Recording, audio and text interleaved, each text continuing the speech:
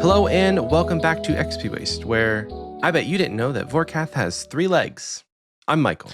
And I'm Oxie. If you're new around here, welcome. We're a podcast that talks almost exclusively about old school RuneScape.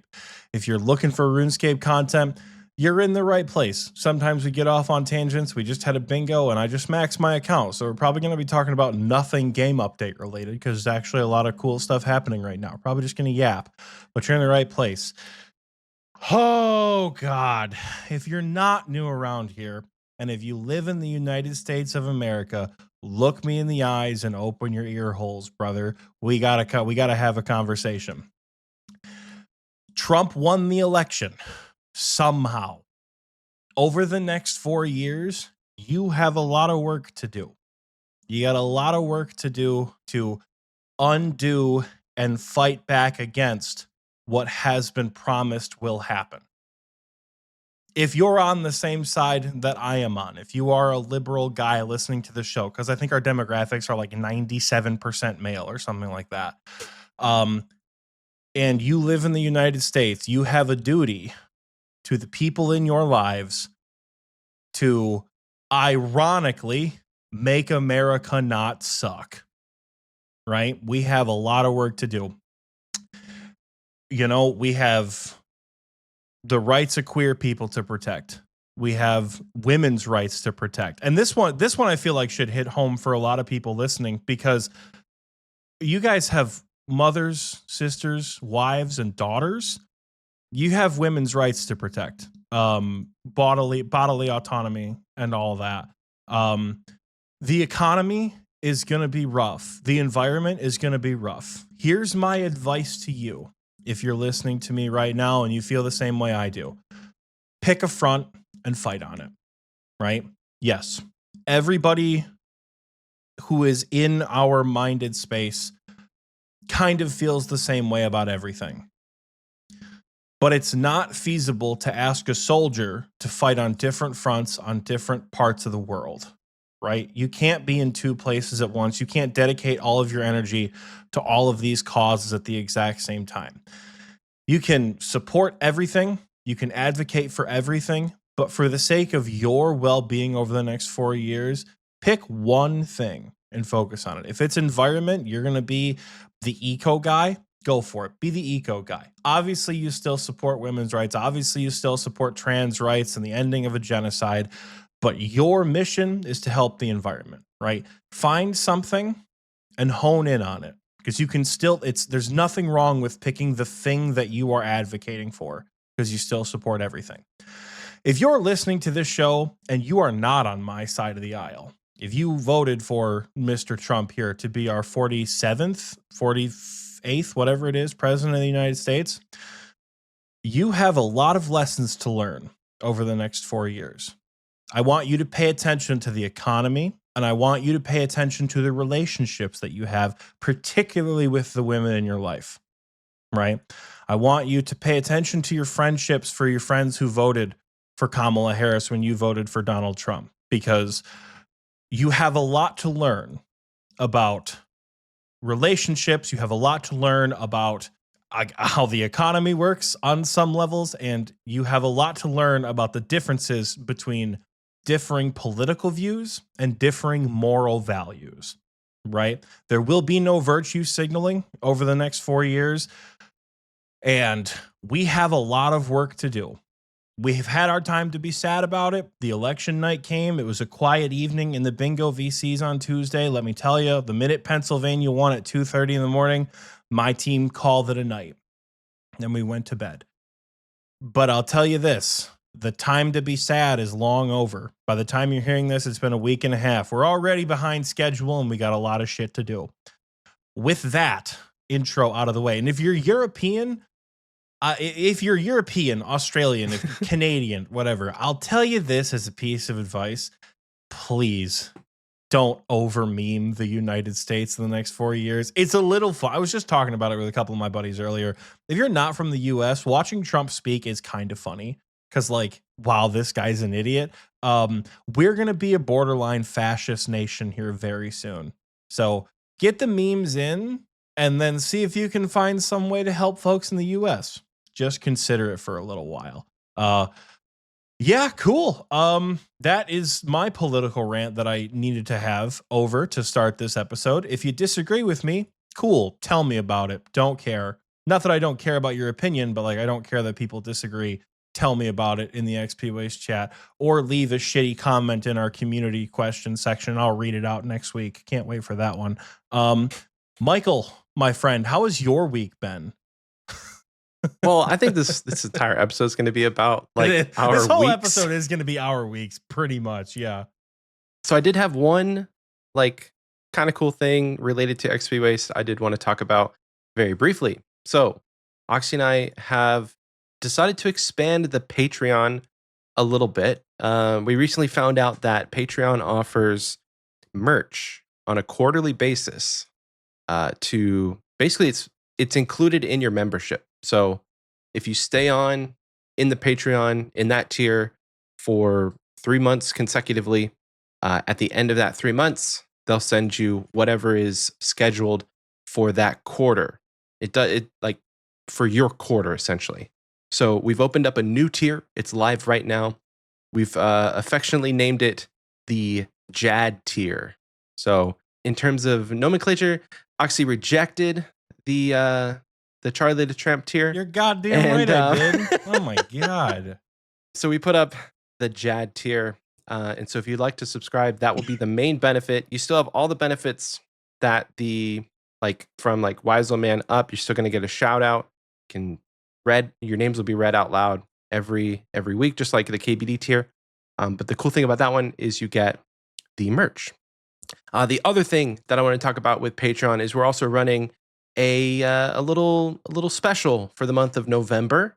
Any new patron or existing patron that subscribes within the month of November, we will be sending you guys a Christmas card this season. So any new or existing patron who is subscribed within the month of November at any tier will get a personalized, kind of personalized. They'll be handmade by Oxy and I, and you'll get those sent to you automatically. Now, the thing is, I'm not going to be collecting addresses this time around. So the only way that you will receive one of these is if you input your address on Patreon. I think that's the easiest way to do that. Patreon already has a way to collect your address. So if you would like to receive a postcard for this holiday season, make sure to update your address in Patreon when you sign up, or if you're already a patron of ours, go ahead and do that now. So we will be sending those out sometime in December once we collect all of the people who signed up, and we'll be reminding you guys the next couple of episodes about that. But that's some exciting stuff. So patreon.com/Xpwaste. We'll be talking more about Patreon stuff in the second half. But I venture to think that there are some people who just don't listen to the second half, and so they would never hear this. So I wanted to get it out of the way right off the bat. But back to your regularly scheduled RuneScape podcast. Bingo literally just ended last night. It's not even been like a full 24 hours yet. And what an event. What an event, guys. Such a good one. I think in terms of like overall event success for me, right off the bat, probably the best event that we've put out in years. The unfortunately, I think sometimes the drama and stuff that happens during the bingo kind of overshadows the event for me in some ways. And so with all the drama that we had like in the last couple of bingo events, it's just kind of it's knocked those down a notch each time. But this one, almost zero drama. I would say literally zero drama. We did have a kind of a fundamental, no, I wouldn't even call it a rule. It was just like a gameplay change, right? Like within the first 48 hours. It's a balancing change. Yeah, we had to rebalance it. So there was a few people who were upset by that, which is, I'm not going to shame anybody or I'm not going to say you're wrong for having feelings on that, because it did affect some teams in the sense that like if you were ahead, now teams that were behind had an easier time to catch up. But I don't think that really happened. Like the overall balancing didn't really change the standings at all. It just made more people. It just gave the ability for more people to have fun right off the bat. Because I don't know, we could probably go into what that change was for people who either A, didn't notice, or B, didn't play in the bingo. Because I guarantee you, of the 491 people, there's probably at least a handful of people who didn't notice that we changed anything. They were just like, they logged in one day and they got a new board and they're like, hell yeah. And they didn't check the announcements and they just kind of like ignored the ping, as some people do. So right off the bat, when we started, it was kind of front loaded as far as hard content was in the beginning of the bingo, because the way that we had it structured is you were given 2 columns at the start, and then you had to earn points to unlock future columns. So the points needed to unlock the very first column that you had available was 48 points. And we calculated that based on a percentage amount of the points available. So in the first column, I think there was 55 points available with a 5-point bonus if you blacked it out. So not counting the blackouts, there was 110 points available. And so I think we calculated it like you would need just under 50% of the total points from those 2 columns to then unlock the third column. Long story short, that proved to be more difficult than we anticipated. And so we ended up with a lot of discussion with the data team, Tiki and Rune Guy, me and Oxie. We lowered those point thresholds so that it was easier to unlock the boards in the beginning, and then it stayed about the same as time went on as you unlocked the later boards. Do you remember how many teams actually unlocked the boards before Thursday? Was it 3? No, or 2? It was probably like 5 or 6. Proud to say my team was one of them. We stayed up. Nate and I stayed up till 5 o'clock in the morning, going for a Gow tuber to get the last board. I'm like, we were literally 1 point away. Nate did the Curse of Arav for the 40k mining to get us the extra point. But Wise Old Man didn't update, because Wise Old Man updates on like a rotation for all the teams, which, by the way, if you guys are ever curious, we cannot update every team at one time every couple of minutes, or Wise Old Man will get pissed off. Like the team at WAM, they've reached out to Potato like she talked about, and Tiki said that like he worries he's on thin ice sometimes with them. So we kind of did it. I think it was like 5 groups of 6 rotating every like 30 minutes to an hour. So every 6 hours, everybody would be properly updated. Nate and I were waiting, and I was like, dude, I want to DM Tiki so bad. I'm like, it's 4:15 a.m. I know he's not awake, but like I want to DM him so bad. So I was doing a Leviathan task and Nate was killing Whisperer. And I said, Nate, fuck this. We're getting the board now. Let's go get a Gout tuber. And it was just he and I in the voice call, and we went out and we did the Gout tuber. I had to call it at 5 a.m. I was so tired.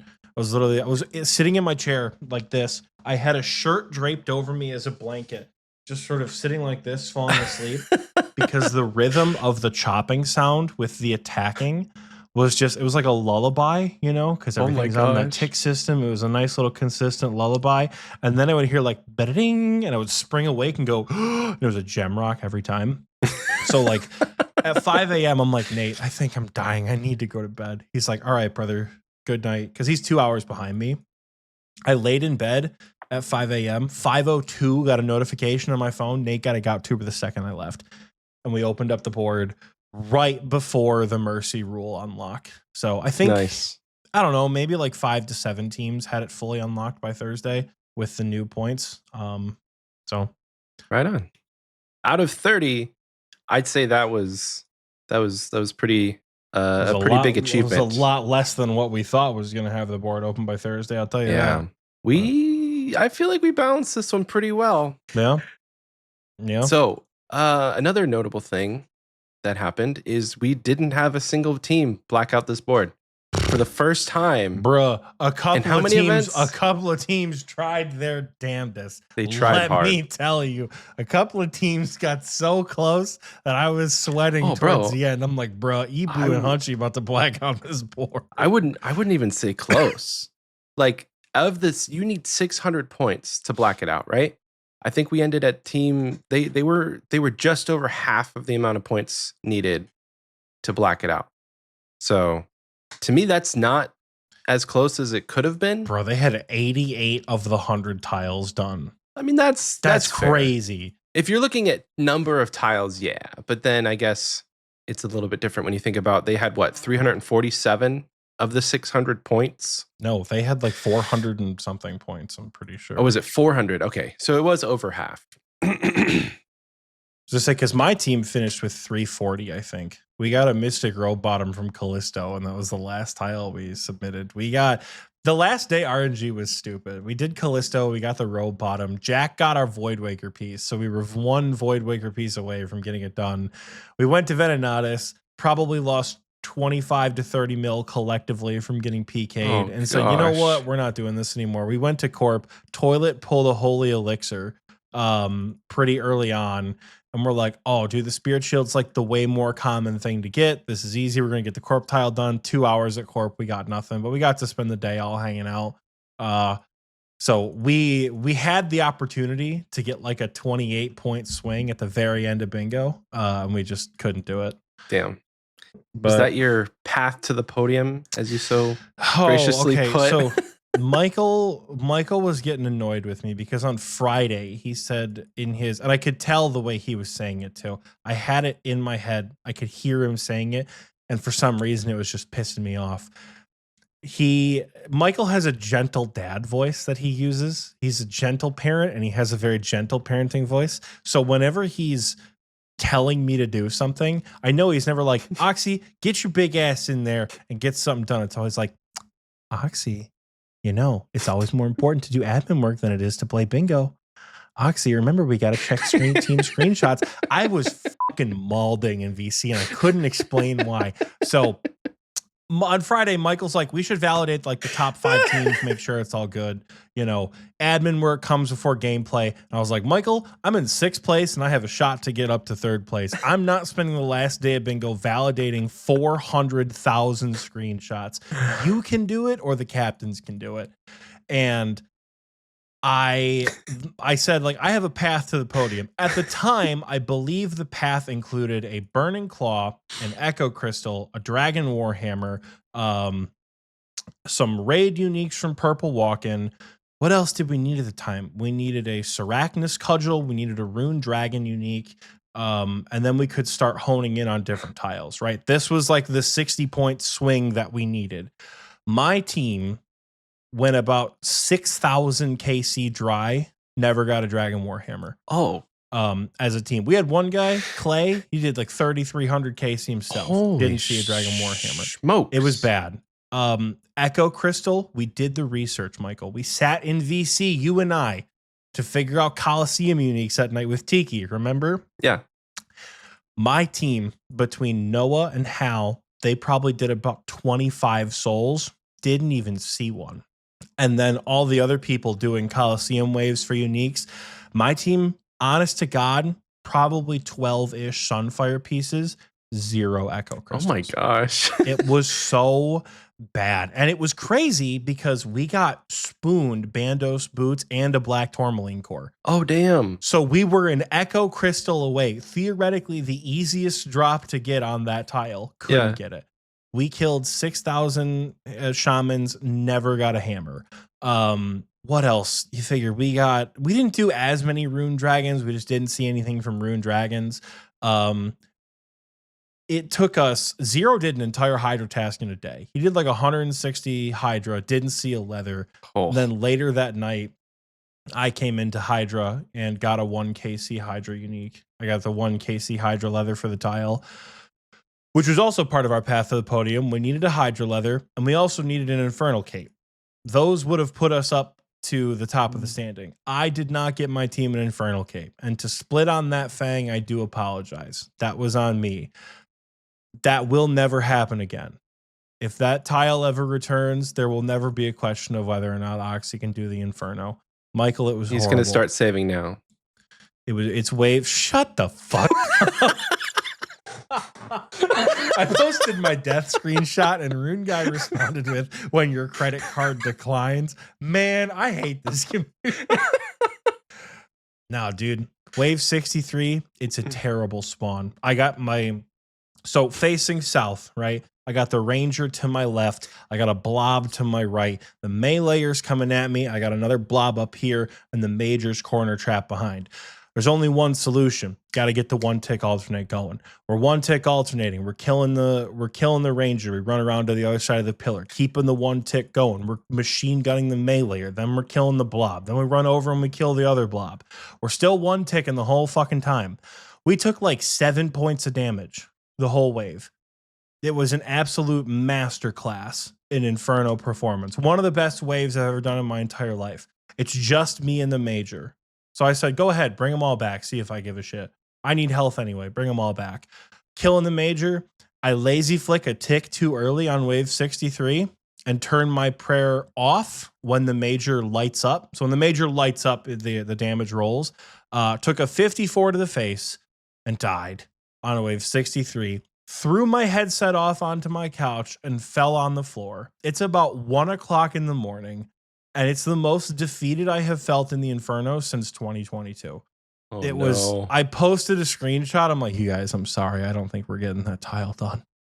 It was bad. It was a great wave for me, but wow. It was the most Oxy clicks type shit I've ever seen in my life. It was bad. So we didn't get that tile done. And then it took us so long to get some of these uniques that by the time we looked back at the leaderboard, we were like 70 points behind third place. So by Friday night at like 1 a.m., I think after I wiped in the Inferno, I looked at the leaderboard. It was like me, Nate, Jack, and Oppie. And we're sitting in there and I'm like, here's the deal, fellas. We're just going to raid. We're just going to raid and enjoy the rest of bingo on Saturday, because I don't ever like to give up. We're going to fight till the very end to go for tiles. Like, we're not just going to go off and do our own thing, but there's no way we recoup 70 points to hit the podium. We're going to get the highest position we possibly can. And I think we got 6th. Lagging in Shinkiro will tell you the other. They'll tell you we got 7th because we tied for points, but we finished more tiles. So we got 6th. Sit lagging in Shinkiro. But yeah, it was a great time for bingo. The last day, we sat in the chambers lobby for like half an hour. And all the learners that came with us got a detailed explanation of chambers. Ooh. It was like it was like you were watching a TED talk. Toilet and I were giving them the rundown. And then that raid took like an hour. And the ones after that were a little bit less, but it was nice. It was nice. I got to teach content. I got to make a little bit of money. I finally own fortified Missouri again. I no longer have the unfortified shit.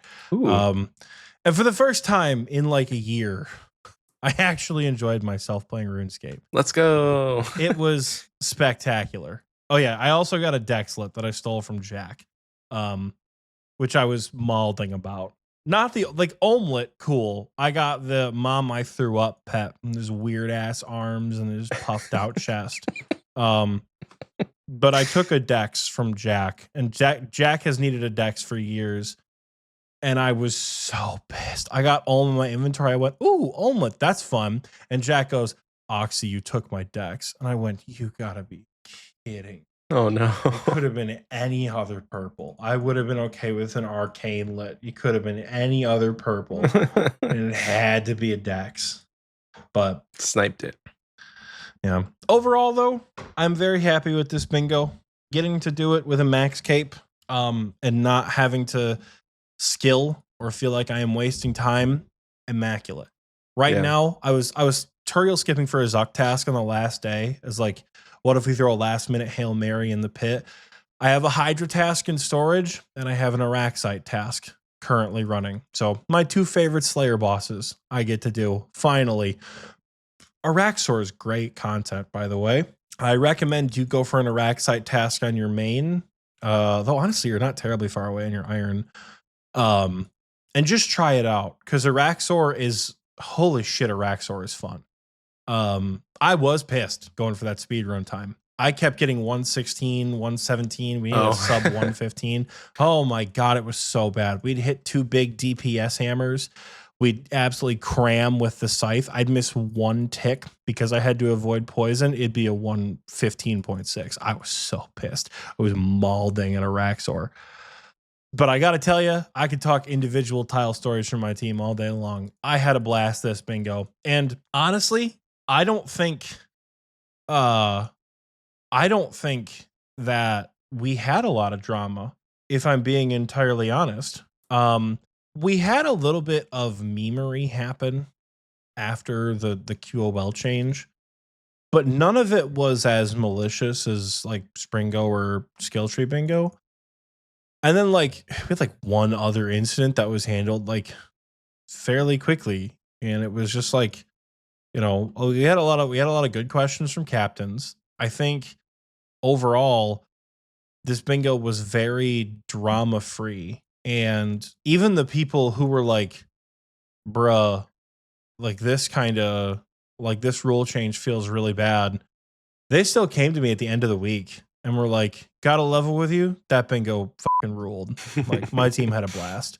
I think there was a lot of like, the best I can describe it, not to like downplay anything, the best I can describe it was saltiness, as in terms like versus like actual anger. And then explaining like, yeah, it's a little annoying when you're in the top. Like I was in third place when we did the rule change, so like I had a bunch of teams on my ass too, so it feels bad, but for the sake of the other like 480 players in bingo, it had to be done. Yeah. And I think in hindsight, everyone who was a little salty with it, at least they've come to me and they say, you know what, that bingo was great. Don't listen to the haters. The rule change worked out fine. And I think the quality of life, the balancing change, whatever you want to call it, it led to a much more competitive event. And these events are way more fun when they come down to the wire. When we're watching the leaderboards and teams just banging out drops on the last days because they're fighting for it, I think it's way more fun than having a team that is absolutely just destroying everybody. And I don't know. I think it was a great event. Fantastic event. Very few hitches that went off, and I think we handled it pretty well. Yeah, I agree. Great event. If the Guthix Rest episode has not come out yet, you may hear a different like tone from me because we recorded like mid bingo with them, and I was a little frustrated. I think at that point my team had just barely unlocked like the second board that you could unlock, and I was feeling a bit down at that point in the week because number one, I decided to play on my Iron Man, and the first two boards that we released for free were very like team content, and also there was a lot of solo content, more solo content than team content, I should say. And it was like Slayer stuff, and then we had God Wars, which I can't participate in God Wars. And so I was feeling a bit alone, I guess, in my grind. It's like I would be in VC, but I would feel like I'm not really participating. And that was me like the first like 3 days of bingo, because we didn't actually unlock our third column until I think Monday. Maybe it like when the rule change went live, it didn't affect us. Like we still had not unlocked our fourth column. We were still just, so we put them in terms of how they were laid out. It went from our first bingo all the way up to our latest bingo, and then we had an anniversary column. So when we refer to these columns, it'll be like I had fall bingo and spring bingo 22, and so we had up to the Wildy column unlocked at that point, which did. Only the third column of 10. The third column of 10. So at that point, the Wildy column did unlock some more content for me. But at that point on Wednesday, the day before, because I think we unlocked Wildy on Monday. So on Monday, I was geared up. I was ready. I was excited. We had just unlocked the Wildy column. And I went to send a Vedion kill. I was going to do a solo Vedion trip. And I was like telling my team, like, hey guys, I'm going to be at Vedion if you guys want to show up. Vedion or Calvarion? It was Vedion. Because I was anticipating other people showing up because everybody was like, yeah, well, I'm down for Wildy content. So I was just going to go start the trip. They were going to be slow kills, but whatever. So I gear up to do Vedion, and I died, which was to be expected. A team, they flushed me to south, and there was a team waiting. And so I died, and in the CC, it said you lost 1.3 mil. I'm like, wait a second, I have all my like stuff that I anticipated keeping. It might have been my looting bag because like a few days before bingo, me and we went. Was it with Fear? Fear, It was me, you, and Fear. We went to me, you, and Vedion Fear. We together, went to yeah. Vedion, and I was like, oh, I might have just had stuff in my looting bag from our last Vedion trip. It's fine, no worries. Well, I opened my bank, and I'm looking for a way to teleport in my rune pouch. There's no rune pouch in the bank, and I'm like, did I do chambers recently? Like, where's my rune pouch? Turns out I lost it because I was gearing so quickly and I got so excited to unlock the wildy column that I just forgot to not have my rune pouch, my threaded rune pouch with all of my good runes. So like I had like 8,000 law runes. I had several hundred, like I think it was like 9,000 dust runes, like devastating. So that also put me in a sour mood, unfortunately. And it's still I am still sour about it because like when you sit there and you realize like the absolute quality of life, having 4 inventory spots saved and being able to use like all of the most useful spells, it's you take it for granted, I think. Like try and play for like 10 minutes without a rune pouch and see how devastating that is to lose it. So one stupid mistake and now I have to go back to LMS. And TOA. And TOA. It's not that bad. TOA is probably fine. That's not the part I'm worried about because at least with TOA, there's a chance at some really, really good upgrades. Like a Fang and a Light Bearer for me would be massive. Any of the purples, honestly. But like, I could probably do without a ward, or I mean, this is gonna sound dumb, but like, I don't know that I would enjoy having a shadow, just because at the point where I am now, keeping up with soul runes is going to be tremendously difficult. And so it would probably sit in the bank for a lot of content. I probably would use it at TOA, but that would probably be the extent of where I used a shadow. So it would definitely help me get other purples, but a Fang and a Light Bearer would be massive. But so yeah, if you listen to Guthix Rest, I don't know if it's going to be out by now, but it's a little different. But that was Wednesday. And for me, after Thursday, it kind of like 180, because when we had the full board unlocked, then we could actually get to do the content that I find enjoyable in my RuneScape, in my time in RuneScape, which is chambers and just chambers. So like once we had the whole board unlocked and there wasn't chambers a fear, and more chambers. Chambers and more chambers. Like between Thursday and Saturday, I think really the only thing that I did was chambers. I spent way too many hours in Pyramid Plunder trying to get a scepter, which I still don't have. It's kind of crazy. Like I think I'm at I think either I am at the rate for a scepter or I'm dry, because I have a plugin that counts how many chests you've opened and how many sarcophagus you've opened. And I've probably opened like at least 600 or 700 of both and still no scepter. And I've gone from like 78 or 77 to 80 thieving just at Pyramid Plunder. It's quite insane. It's so gaming. Soon I'll have a scepter. But so braids, and then I did the scepter grind. But yeah, I'm looking forward to not playing bingo anymore, just because I've not, like, I think I said this in the general chat in our Discord. Like somebody asked, like, does anybody else feel lost after bingo? And I said, I feel less lost and more relieved, because I don't generally play like RuneScape this much. And to me, it felt like I was logging in and I had like an obligation to log in. And I don't normally feel like that. And I don't know why I felt like that this time around. It's something I'll have to kind of like unpack and see. But it may have just been like the scope of the tiles with with the way that my account is right now, I just don't know that like either it was unfeasible to go for certain tiles, or I didn't have a team to do certain tiles, or like I just didn't want to do certain tiles. But at the end of it, I was kind of relieved. I'm like, I don't have to log in. I get to log in, you know, kind of like that. You don't have to, but you get to, and now it's less of a an obligation. But I'm excited for like being able to do the gauntlet again. You know what? That may be what it was. So the tiles that I was excited for, they got done by other people, kind of early on. One of our team, Like what?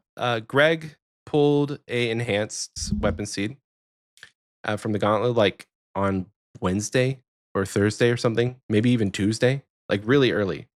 Like we had the gauntlet unlocked, and I think within like 24 to 48 hours, he had pulled the enhanced. And then we had Zulra for I think we needed a magic fang, and somebody else pulled the magic fang. So like the two things that I was like ready to buckle down and do, they weren't available anymore.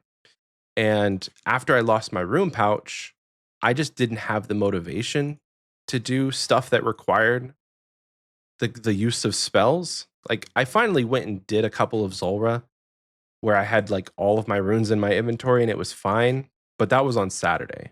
Like that really gutted me, man. Like losing the rune pouch hit me like pretty hard looking back at it, because I'm like, I don't want to have runes in my inventory to cast for thralls. Like I don't want like the gauntlet was the one thing where I'm like, okay, I don't need a rune pouch for gauntlet because like you don't need it anyway. So I was excited to do that, but then that tile was gone. We didn't have any other gauntlet tiles. It was literally just that. For future reference, as a learner, you want to know where you can go that doesn't require a rune pouch? That's group content as a learner? Where? Theater of Blood. Oh, yeah. Because if you are a learner, at least in the learners that I do, if you're going to manage thralls, cool, but like it's probably better for you to have the extra inventory for a brew. At least in the like when I'm in charge of running a learner, don't even bother with a rune pouch. The extra chip damage from thralls is not going to make a huge difference, because usually if it's a learner, it's one learner and at least two scythes with at least 2 or 3 people who know how to do Tob. So I'm not terribly concerned about the chip damage. If you can get an extra brew and restore, or an extra brew and a manta, that's probably better for you, because staying alive and experiencing Verzik is far more valuable than an extra 10 damage overall at Verzik. Or it's more than that, but you know what I mean. So Theater of Blood as a learner, e-girl DPS. Yeah, I don't think need a rune pouch. As a team, like we didn't even attempt Theater of Blood, unfortunately. Did you have any toppers on your team? We had one or Top? two. Greg could top. I don't know anything about Greg. Yeah, he's like an all-around gamer. But like he didn't play during the weekends, because like he just doesn't play games on the weekends. He spends time with his family. And so he didn't play. Like he committed to like I think 10 to 20 hours on the sign up, and he did about that. So him and I think Fiber was the other guy that could do Tob. Fiber actually helped the Mudda Dogs with one of their speed times, which I thought was funny.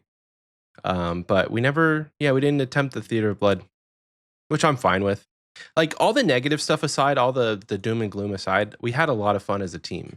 As a team, everyone in VC in the chat was like, 29th isn't bad. Like the bingo was the friends we made along the way. It's not last. Right. And nothing wrong with being last either. Like if that's how it shook out, as long as you had fun and as long as you played your heart out, the standings really don't matter. It's just like I can't feel bad about a competition that's based upon RNG. Like there are some stuff like getting an Infernal Cape can come down to bad RNG, but like 99% of it is skill. Like a skill if you're me. So like there are things on the board that it does come down to just doing it, but a lot of it, I would say, I don't even know, like 85 to 90 out of the 100 tiles had a major RNG element to it. So in a competition where you're just hoping that the numbers go your way, it's hard to feel bad about not having the numbers go your way. On day one, my team was really adamant about sending Armadillo. They killed a bunch of Kree. And I know a lot of other teams did too. But we got lucky in all the wrong ways. Clues. Kept getting hilts. We got hilts. Clues got like 3 hilts. And it was that was like one of the hardest things to see. It's like you guys are just spending an entire 6-hour log killing like Kree. And at one point they were hopping worlds. They were trying to get kills faster, but like world hopping at Kree is it's so bad. Like they stopped doing it after a while. You just get the shit beat out of you when you log in. Oh god, it's so bad. Yeah, you just instantly get bodied. Hit so like 60, yeah. That's probably not the way to do it. So they were waiting out the 1 minute timer every single time, and like I was I was kind of like trying to play resupply bot with my main, which I thought was funny because I had a couple ecumenical keys, and I at one point I just like brought a full inventory of restores, and an ecumenical key. And like during the lull of one of the kills, I logged in, traded them some resource, and I just logged out in the room so that if they ever needed more prayer potions or resource or whatever, in between kills, I could log in, trade them, and they wouldn't have to like waste a key to go bank. And I did that for a couple of the bosses where I used my main as like a supply runner for KQ, because that was another one of our brick walls. Is like we needed a head and a Slayer head, and it was either KQ or it was Sire. And so while I was killing Sire very slowly, I had my main parked out in front of KQ, and I would just run people food if they needed it, which I thought was pretty fun. Nuke said Michael stacking EQ keys on the main SMH. Someone banned him. Didn't we rule that EQ keys were fine? I think we did. You can't, because EQ keys don't determine boss fights. Like Brio keys and Obor keys, and like Skatizo totems, like you need to fight the boss with those keys. Ecumenical keys are not required to fight the boss. You can get 1,000 KC and stay at God Wars forever if you really want to. Like the meta, bring a next item and access the next bank. Oh, true. And you could stay at God Wars forever. Yeah, no, EQ keys aren't stacking. Just in the same way as like having a clue scroll in your bank or having a specific Slayer task isn't stacking. True. Because it doesn't outwardly benefit the board itself. I think banning Michael is still a good decision. I'm with Moose on this one. But, just ban me for future reference in general. True. So there's one other thing that I've been hesitant to talk about, but I'll be brief and I'll be vague, and I'll just tell you I got scammed for a lot of money by someone who was impersonating a name seller. I was trying to buy a cool name before bingo, because I've wanted a different username. Like I've wanted a unique username for a long time. It's always been on my radar. I think it's the coolest thing to have like a unique name in the game that's not like spelled a weird way, but like I don't know. It's just something that I personally think is cool. And Jagex doesn't see it as an issue because people are trading in-game money. Their only thing is like, listen, it's risky. You could get scammed. We can't do anything about that. Like, that you take that risk. Like as long as you're not paying real money for it, it's not a bannable offense. So trading names while risky is okay. So I was willing to take that risk, and I did, and it didn't pay off. So I got scammed for a lot of money on my main, like a few days before bingo started. So that may be also why I'm in a downer mood. I don't want to be, obviously. Like I don't want to come on here and like shit all over people's fun and say like bingo sucked. But like it was just rough. It was a rough week, losing my room pouch, losing all the money on my main. So I'm trying to like think about all the good things that happened, and it's harder to do that. Unfortunately, kind of as humans, is like the natural thing you gravitate towards is the negative. Takes like 10 good things to rule out one bad thing. So overall, though, bingo was a lot of fun. I don't regret playing. I don't regret, any decisions I made other than losing my room pouch. Do you think you're going to play on the iron from here on out in bingo? That is such a tough decision. Let me tell you, that is such a tough decision because I don't think that this time my account was ready, unfortunately. So maybe we'll see how progressed I am for Springo. But I don't know. Like playing on an Iron Man, you kind of have to just accept that the team content, like the team stuff that you have been used to doing, like God Wars Dungeon and stuff where Iron Man can't participate. That's all stuff that you can't do as a team. Let me offer you a different perspective. You were very ready to play on this account. You were very, very ready to play bingo on this account. Unfortunately, your team just got unlucky. If you were in first place for the duration of bingo, like I think if your team would have won, you would have had a better time on the GIM because the first day was a wash. You couldn't do any group content with literally anybody. You were cool. Nothing like spending the day killing dark beasts with a zombie axe to get a dark bow. That feels like shit because you have 90 Slayer. A jar drop is a Hail Mary and not something you actually target unless you are a maxed main clogger. Like the reason I'm doing Hydra right now, A, I like the boss, and B, I need the jar for the green log. But like a lot of the drops in the first two columns were not very conducive to Iron Man, which as a slight little tangent, the way we planned the boards, like people were asking about why we chose to pick tiles and put them where they were. I think Nate asked me about the Money Boss Memories tile.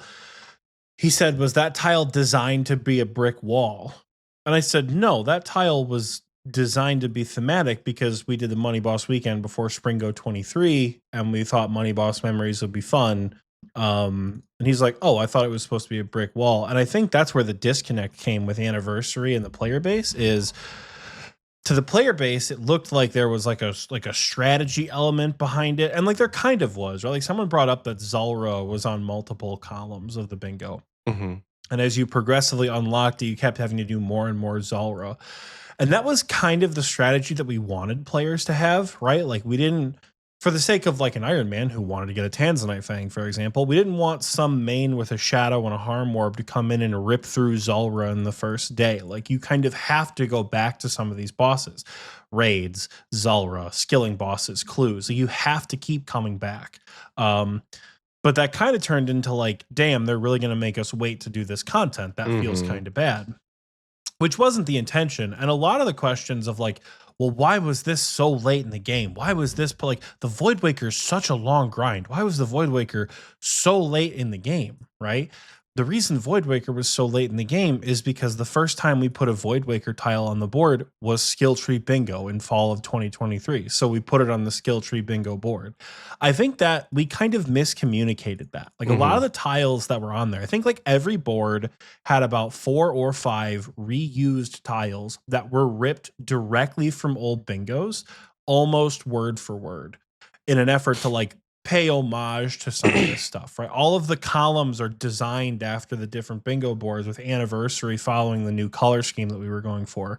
But a lot of like the chompy kills were directly taken. The Tazar Annual being on Springo and not as an opening release. That was the first time Tazar Annual popped up with that name. Wildy Classic. It's all of these tiles that were placed there intentionally, not from a strategic standpoint, but more from a thematic standpoint. And we tried very hard to balance them because we knew that when we created a board, we wanted to do 10 rows or 10 columns with 10 items in them a piece. So a 10 by 10, 100 tile board. We briefly talked about individually scoring tiles to allow for more flexibility in points, but we ended up going with every row is worth a set number of points. So 1, 2, 3, 4, 5, all the way down. Which, in a way, we learned from Springo can put a weird comparison on some of them. Like, how the are you going to put Coliseum and like one Gauntlet unique at the same level of points? while it's also the same level of points as like an arbitrary master clue step, right? Like that is what proved to be difficult.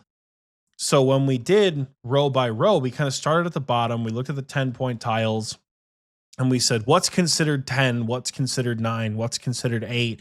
And we kind of stacked up the content and also the time it takes to get those items next to each other. And then we sort of worked up from there once we got the points, and then we placed them all on the board in a way that was thematic and made sense. And it was kind of like a Sudoku puzzle, right? Like we had the tiles that we pulled from the old bingos. We had point values for those tiles. We put them on the board, and then we had to put the other probably, I don't know, 65 tiles in after that in a thematic and a fun way, right? Tormented Demons are the newest monster in the game. We put Tormented Demons on the most recent bingo board, the anniversary board, right? A lot of what we did was not meant to be like, you have to be a very good strategist in order to do it. And we want you guys to wait and not have fun and not do raids. Unfortunately, the level scaling, the point scaling led to that, which we do apologize for. It's hard to play test this kind of stuff. Just know that it was not malicious. And if we do it next time, we know that it's probably better to under tune it than it is to over tune it, because still no one blacked out the board. No one completed my "f you" tile. Who needs DPS when you got style? No one completed that tile. Yeah, there were several tiles no team got done, which I thought was very surprising. It was surprising, but it was also, it helps us understand that like we really can just make harder tiles. Like we don't have to gate it behind anything. We can just make difficult tiles that aren't like cringy bad, but like it's that kind of stuff, you know, that in hindsight, like if I think we said it last night after bingo, if we're going to run this event back, which I don't think we will, if we were to run it back, we would have different point thresholds from the beginning. But I think as it stands, this was probably the best board that we made. Your team just got unlucky. Because while planning for bingo tiles, you constantly advocated for the mid-game Ironman. You know, constantly were pushing for like, is this going to be fun? Is this going to be... It was almost like Tiki was forced in the middle, because on one hand, you had Michael, who's like, you know, these kills take so long. Like, your best in slot weapon's a whip. What are you going to do? And I'm on the other end. Like, your best in slot weapon is a scythe with an infernal cape. What the f*** are you babbling about? And Tiki's in the middle, like, guys. And we did a lot of like very intentional research into these tiles. And I think a lot of these you could have done. If the whole board was open from the beginning, I think you have a much better time on your GIM. Oh, yeah. And I think when Springo comes around and it's a stock standard bingo like we tend to do in the spring, you're going to have a much better time on your GIM, because True. you're not going to be like, yes, you're still going to be left out of God Wars. No two ways about that. You're going to be left out of God Wars, but you're going to be left out of God Wars forever if you have a helmet on. That's just how it works. But other than that, I'm trying to think of like Group Seracnus, RIP. I don't know. Group Seracnus is only fun if you're killing Seracnus in the first rotation, because the spiders will just kill you if not. But like Huaycodal, Revenants, Raids, what else is on here that's like team content that you can do? Any of the big wilderness bosses, right? Not Scorpia, but you could do the other wilderness bosses. You know, all of this stuff that is team appropriate while also like, you know, getting to benefit your account. I don't think you should ever play bingo on your main again, because I don't think you're going to get as much out of it. Like, yes, you'll have more access to stuff, but I think you didn't need access to stuff. You needed access to tiles, because if you had more access to tiles, you wouldn't have gone to Vedion and lost your rune pouch. Oh, yeah, absolutely. You know? Absolutely.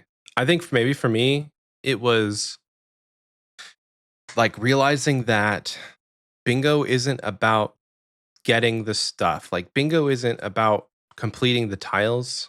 It's about the journey to complete the tiles. It's like, it's not the destination, it's the journey. And that sounds so cliche, but looking at like past bingos that I've had fun in, it is the duo Seracnus. Like, there's no reason that you should duo Seracnus, but taking somebody and having that experience of like, you've never killed Seracnus before, so let me take you and teach you. That's fun. So You like a very different definitions of groups arachnus. My definition of groups arachnus: DD on the northwest tile. As soon as she spawns, spawn a thrall and start swinging. If she gets more than one rotation, submediant does push-ups. That's the rule, because we got to kill that spider real quick. We've been there before. Yeah. God, groups And arachnus. What a time. And that's just not available. That's not even a thought to me on my GIM account. Like that kind of stuff. I know that's just like a very specific example, but there's many other examples of that type of content where if I do damage to the boss, I'm not eligible for the drop. So like I would literally just be wasting my time as like a DPS bot if I did that on my Iron Man. And I could do that. Like I could log in and do that on my main. I even considered just being like extra DPS at God Wars on my main, but like making it to where I don't get the drop. But even then, like you have 3 people with a shadow killing Kree. I don't need to be there. they don't need my DPS. They're killing it in like 5 seconds anyway. So I rocked up with an AV task and a shadow, and I told the boys I went with, I said, this is about to be the Oxy show. I apologize. Toilet got the first kill. I'm like, oh, maybe it's not going to be the Oxy show. I think I got the next 25 in a row before I died. And you got that tile shadow, too, which is fun. Shadow on task goes burr. But Kriara, when you get up and walk away, I got up, got a coffee, got back. Like as I was coming back to my desk, I heard, oh, Oxy's not praying. And I'm like, oh shit, Kriara's back. So I went in and I turned pray range on. And as I turned pray range on, I got hit at 60 and I kissed the floor. I died more this bingo than I think I have all year long. I am a Captain Infernal Max Cape. I can do every piece of content in the game. I think I died more than any single player across all pieces of content on my team. The amount of times my asshole teammates would tune into my stream and go, Oxy, the Volcano tile's done. Why are you back in Priff? Every time. Oh my God. I was ready to cut half my team after a while. I died so many times this thing to like stupid shit. Like, yeah, learning Leviathan got bodied. That was rough. Learning Leviathan. Did like 80 something kills at Levi. Finally learned enough how to do the boss. But then like I died at Sarachnis because I rode low HP. Where else did I die? I died at Corp probably 4 or 5 times. I died to an ancient wizard trio in the deep wilderness and lost my music cape. And I don't have a music cape now because I haven't done the new quest. So I can't get my goddamn music cape back. My gosh. So like I died a lot, but it was a great time. I died at Kraken. Otis is correct. I died at Kraken when I got my dupe pet. And then on the same tick I got the pet, I also got killed by Kraken. So there's a great screenshot of me now. Let me see here. Kraken number 2. Yep. 0 hit points. That's hilarious. Oh no, damn, I have hit points in that picture. That's not what I wanted. I'll go into my... Now, the redemption, it doesn't work. I get killed there. I absolutely am dead in the photo that I submit. I submitted it somewhere, but I'm dead. Maybe I procced redemption on that. Who knows? But I did die with the Kraken pet. Yep, Otis has it right there. There it is. You might have to zoom in on it a bit, but it is a Gyazo link, and I am kissing the floor with the Kraken pet notification. Good times. So there was one kind of crazy thing that happened.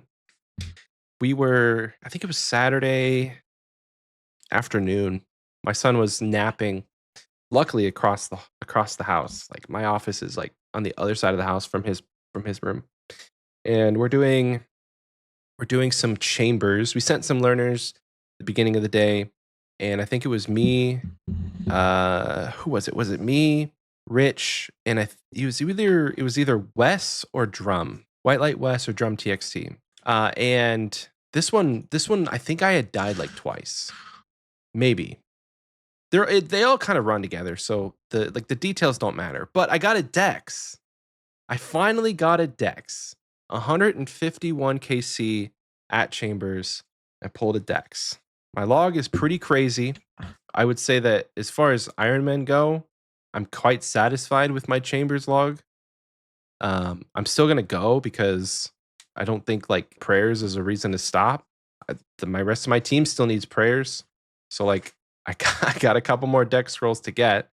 But like I have a dex, I have 3 arcanes, I have a twisted buckler, and an ancestral top at 153 KC total.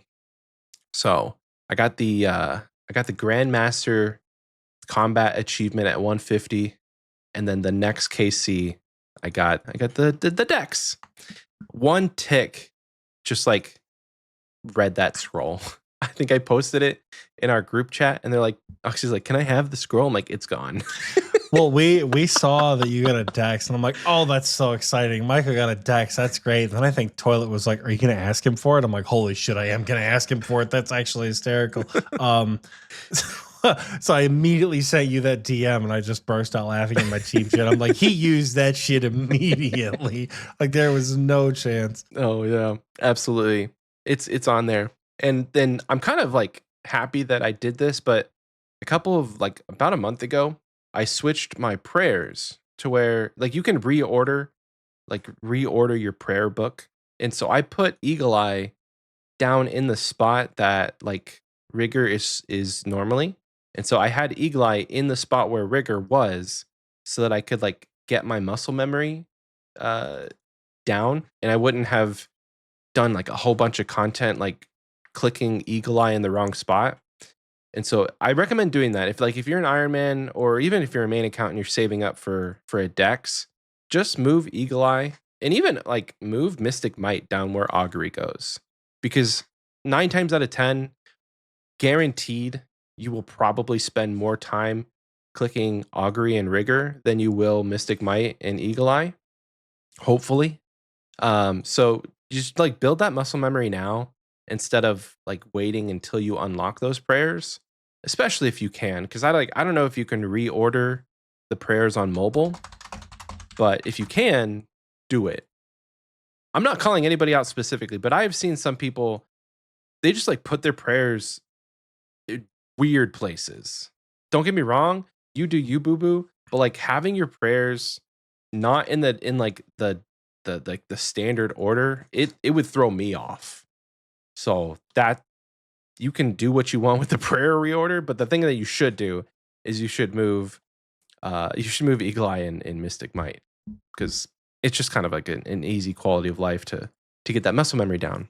But yeah, I think that was my highlight from this event, was like we taught some people chambers. We did a Fashionscape raid in Toa. We were the frog people. I think I may have posted it in the clan pictures. If not, I will. And I'll put it on the screen, and I'll post it in the recording booth. But we were trying to decide what our Fashionscape was going to be for the Fashionscape raid tile. And we ended up, somebody had a frog helm, and then somebody else put a frog helm on. And by the third person of our 6-man Toa group, we're like, we have to be the frog people. And so I didn't even have a frog helm to begin with. So I had to go to Varrock and buy a frog helm for this adventure. But like a Fashionscape raid with frog helms was actually a lot of fun. And it was actually a lot easier than you think, because when you're not taking like switches, you can just load up with like 8 brews, and it's fantastic. But we did it. We got there at the end, and it was a white light, which is fine. Chaos Claire says I had 12 brews on that bitch. Yeah, it was a fun time. But no, the Fashionscape raid tile, I hope that we keep doing that one, because like it's generally a free tile, right? It's like, I think it was worth 1 or 2 points. Mm-hmm. But it makes you do a raid in a way that you've never really done it before. Because never in a million years would I ever actually wear a frog helm into any raid. But if you haven't done it, just do it. Just be silly. Like even outside of bingo, just kind of like do it once or twice outside of bingo, and experience that life. Because the amount of people that were like, what is going on, when we were in the TOA lobby, made it all worth it. Made it all worth it. There's something special about rocking up in just the absolute strangest gear possible. I'm trying to find our team's Fashionscape screenshot. I think I wore like full rune and a Fire Max cape or something, and then we wore all sorts of like random shit that day. It was great. It was definitely a good time. Very, very, very happy with this bingo. Glad to be maxed. Glad to be done. Glad to be done doing shit, you guys. Like I don't think you guys understand. I made like 25 videos in the month of October. I'm excited to go back to fencing and like Yeah. play RuneScape in a way that I enjoy. You know, I'm excited to not. I'm just excited to not, like. You're not And obligated to do anything now, except yeah, for and the get 99 fire strangest making. and the strangest thing is like I'm sitting at my computer last night and I'm like, bruh, I kind of want to play RuneScape. Like, I don't know. I can't really You feel explain it. guilty, didn't you? I did. I kind of want to play this game, which is wild. But you know what? I think now that we have the ability to do that, it's gonna be great, man. I can do a Raxor, I can do Hydra. I can start clogging like I've always wanted to. I can do things on the GIM. Not that I've necessarily wanted to, but I've got 99 fire making to get because I know Michael is going to get a blowpipe on like the next case. With my luck, Michael's going to get a blowpipe on the next KC, and I'm going to have to do it. But the bet still stands. The bet always will. Yeah, good times. 2 pets this bingo. Decent amount of money made this bingo. Great times made this bingo. Actually learned content for the first time in a long time. Like learned speed run tack at Duke, learned how to do Leviathan for real. I finally tutorial skipped. My task is gone. After 1,070 tasks, I finally had to kill it. I learned how to do tormented demons. I went for the 3 tormented demon task, and that beat me like a rented mule. That was rough. Learned how to do Huaycodal. Boring. What else did I learn? I don't know. I had a great time with it. Definitely a worthwhile event. Here's to Springo, I suppose. Here's to Springo. One thing I forgot to mention, you talking about learning. I wouldn't say I got it down, but like I was successfully mage skipping for all of the chambers that we did. I was the mage skip guy. A sentence I never thought I would hear out of Michael's mouth. What a day. Yeah. What a day. Me and 1GP Richer, we sent like 2 duos. They were rough. Don't get me wrong. Like he's got a Bofa and I have a rune crossbow. So like the DPS wasn't great at the head phase, and we both just ran out of food and prayer. So we both died in both of the duos that we did. We both ended up dying in the last head phase just from like bad crystal placement and not a lot of DPS, so that like the head phase just took a long time. But yeah, I mage skipped all of the chambers that we did, and it felt really good. Like there was only a few times where we got offset, and I had to get us back on. I still don't fully understand like what it means to be like, hey guys, we're set. Like I know we're set because we're not getting specials, but I don't really understand the mechanics of this is a guarantee. Like I know we're set. So maybe I'll spend some time with like Cloud and Fish and Reaver and just have them explain it like I'm 5. But yeah, I feel confident enough to say like, hey, if we do a chambers, I can mage skip if you want me to. And I have I take in enough food and supplies to be able to do that. It is a lot more work. Like, don't get me wrong. I would love to just sit back, prayers off, run the head left and right. But if somebody else needs a break, I got you. I'm gonna mage skip. To think, a year ago he refused to run head because he thought melee hand was easier. A year ago we had to have a hard conversation about how running head is not emergent attack. It's just how you do chambers. And now he's mage skipping. What a day. What a day. Boy, we could get off on a pretty long tangent, I think, talking about like the nuances of where you put a learner, because I think you and I specifically have differing opinions. Not that any one opinion is right. Don't get me wrong. I don't think I'm right, and I don't think Oxie's wrong, and I would hope that Oxie doesn't think I'm wrong. But I took a learner on a raid and specifically, we took a learner to Chambers. It was White Light West. And he had a very good time sitting on melee hand. And he said he actually learned a lot and felt way more comfortable doing that than all the other times where he ran head. And that just got me thinking, there's never one true way that somebody could learn a raid. And if they're fine sitting on melee hand, they're fine sitting on melee hand, and that's how they want to learn. There's never a situation where I think like you always put the learner on running head.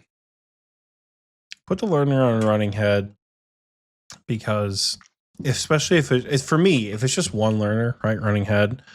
I did not have that opportunity. We had like 3 learners in all the chambers that we went on, but they picked it up. They followed each other and they followed the skipper and they picked it up every single time. The reason I say have learners run head is because usually when you get out into the real world, let's ban Chaos Cleric from the Discord. He said Oxie learned Tob from the balcony. Chaos Cleric has been removed from the Discord. He's no longer allowed in anything ever.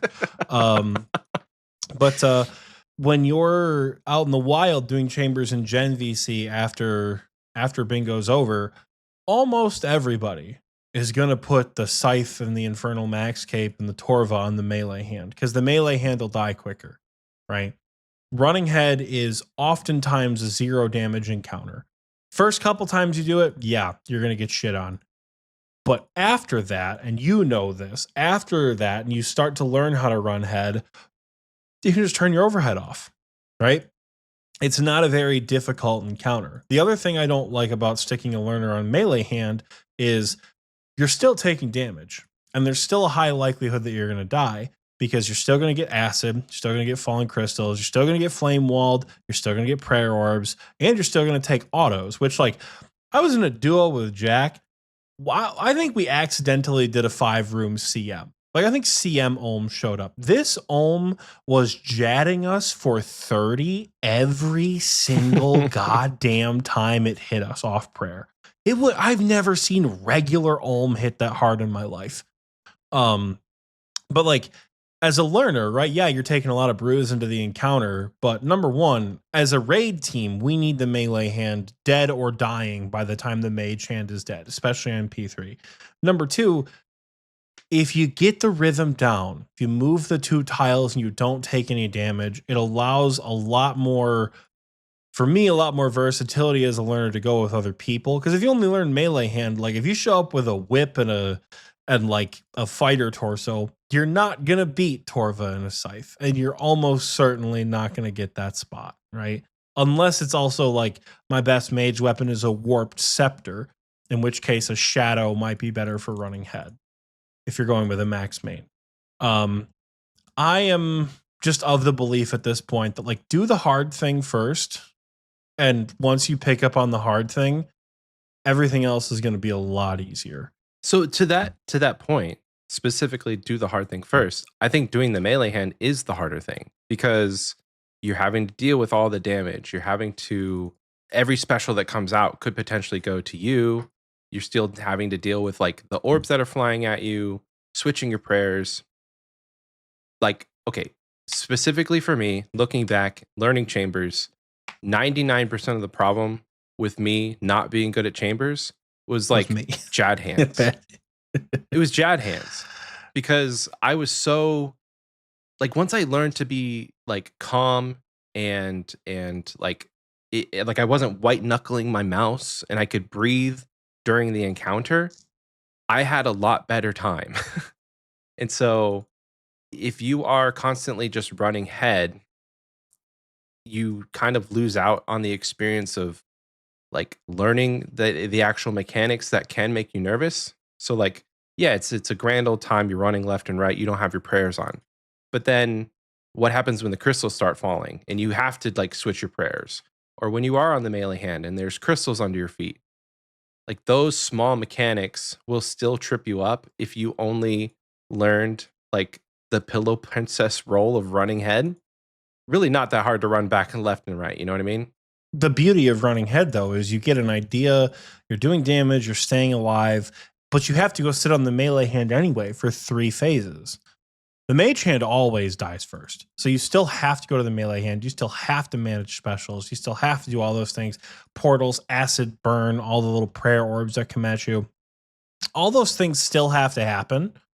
You just have to do it for less time when you're running ahead. True. And the less you're getting just abused by Ohm, because that was one thing we kept having to tell learners too. It's like, you didn't do anything wrong. Getting hit at 35 off prayer by Ohm is not something that you did incorrectly. Ohm is a false Jad, meaning it can switch between range and mage, and there's no way to predict it, and there's no way to pray against it. Well, it's like that bitch Right? baby blue phase. It just it occasionally sends out a range hit, and you don't know why, and it doesn't tell you. In Zulrah, that is true, but like Zulrah, for example, is it's what we call a pseudo Jad. Hydra is also a pseudo Jad, meaning you can't pray against it once the damage has been rolled, but you know that every attack is an alternating prayer.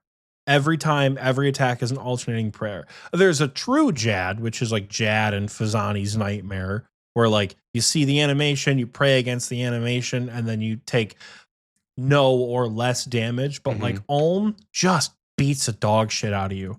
And the less time that you have to spend brewing up, like with Chambers, I never care about a clear.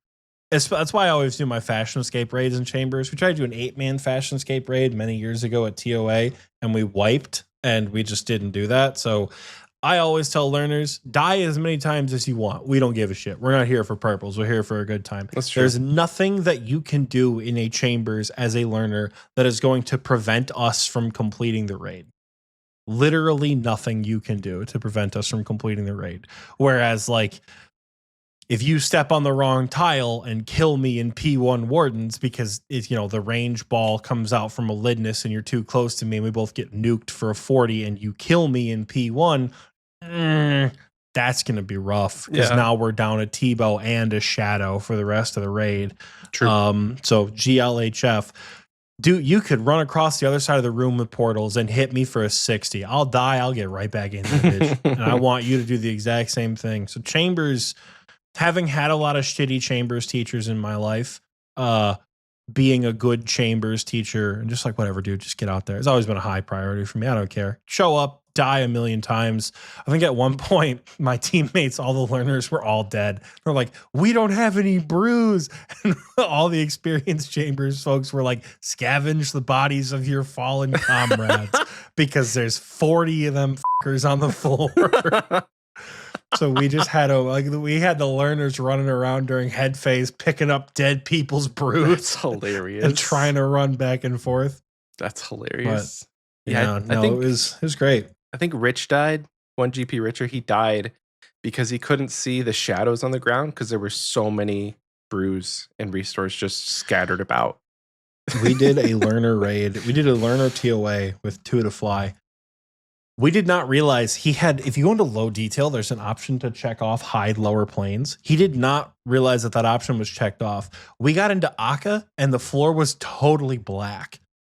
Same thing with Warden. He sent us a screenshot. And we're like, dude, what the hell are you babbling about? The entire floor was black. No shadows, no lights on the ground. We kept calling like black, red, yellow. He's like, what does that mean? Bam, bam, bam, bam, bam, getting hit by all the Akka specials. So we're like, dog, you can't see the damn floor. That's hilarious. Between that and then not having F keys set up, we didn't realize he didn't have any of this shit going into the raid. So this poor learner was just getting the shit kicked out of him throughout TOA. And we didn't even realize it till Akka, which I think was like the last room of the raid or something like that. So like it was bad. Poor guy. But we did fix it for him for future raids. We still got to get those F keys set up though. Bingo was a good time. That said, we've been yapping about it for about an hour and a half. Damn. And it might be time. It might be time to send these folks to break. Unless there's any final thoughts. No, let's send them off to break. Guys, thank you for great bingo. Thank you for listening to this portion of the episode. If you stick around after the little fun commercial we got there, you'll hear some more community content. Talk about Achievement of the Week for probably another hour during that segment. Achievement of the Week is going to be so long. Be... But there's not going to be a new commercial, you guys. I love you all so much. I don't think I can ever do weekly commercials again. That shit was exhausting. At least not like and I wasn't even. At least not like the week you're supposed to be doing. Like if you made all the commercials one a month leading up to October would have been a lot different. But bro, leading up to bingo and having to edit the episode yeah, and having to do so much work for bingo and still having to go to fencing, which I skipped for weeks at a time. It was like, because I would make the commercial and I had to make those trailer videos, which again, it's a self-imposed project for both of them. But I had to make the trailer episode, I had to make the commercial, and there were weeks I had to edit the episode. Like I had Michael edit last time, the episode we did that came out before bingo. I had Michael do that one because I'm like, dude, I do not have the bandwidth between the teasers and the bingo trailer and this last commercial. I just can't get this episode out on time. So I had Michael, he's doing the B3B this week. So GLHF to him. I don't think we're going to get weekly commercials ever again. Maybe I'll be super masochistic about it next October because I do love Halloween. I love making spooky commercials, and I hope you guys enjoyed the spooky commercials. But brother, I'm tired, boss. Tired of this, there ain't gonna be no new commercials for a little while. I'm sorry, guys. But when they come back, Oxie has learned the creator kit, and they're gonna be freaking epic. Creator kit is fun as hell. Creator kit's a lot of fun. You can watch the commercials in order, and you can watch the creator kit skills improve from like the Vardorvis terminal, where it was just like I was just raw dogging footage for the Vardorvis commercial, and it was so bad, dude. I was doing the quest on my GIM. Y'all ever killed Vardorvis with no plugins? I don't mean like no like DT2 utilities. I mean like nothing. Like killing Vardorvis on the vanilla client from like 2020 level. It's horrible. Running through, dude, I had to run through the Stranglewood with Entity Hider on to get shots of the zombies chasing me. I hid myself and my destination true tile. So I was just like, I would click far away and I'd be like, it's in God's hands now. And I would rotate my camera to show the zombies chasing me. I died probably 8 times trying to get that shitty shot from that. But then like a 3-second shot.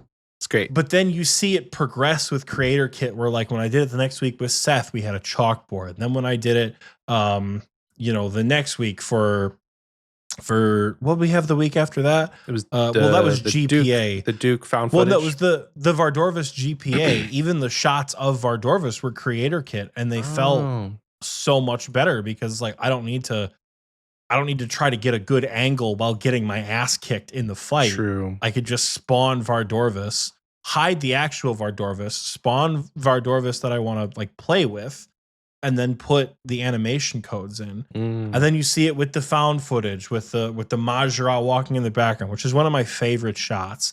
And then it kind of culminates in the video I made with Michael, where like Creator Kit's on like full display throughout that video. It is my player-owned house. It's so funny, dude. My player-owned house looked so janky during recording that because while we had all the rooms that were there in the shot, those are all existing rooms in my POH that I had to move from various points in the house. Oh my gosh. Like, I moved them to like the far corner of my house. Oh yeah. And I changed the wood style and all this other stuff to make it look more like thematic, like an actual house. Yeah, to make it look more like a therapy, private practice. You're coming over for whatever. And then like trying to get all the angles correct, trying to find fashionscape outfits, like learning how to utilize these plugins made making those commercials so much easier than what it has been. Don't get me wrong, them bitches still took like 8 hours a piece, but like compared to having to sit with like Michael or Seth and get footage for 4 hours only to find in the recording process or in the editing process that like, oh, I still don't have this shot. Now what? Oh my God.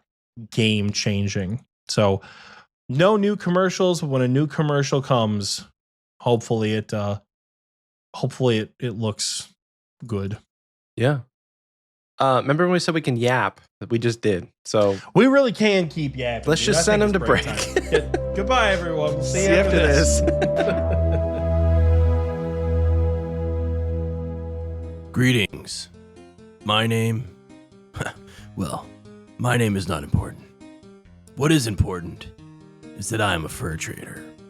I own and operate the fur stall in the greatest city of all of Gillinor.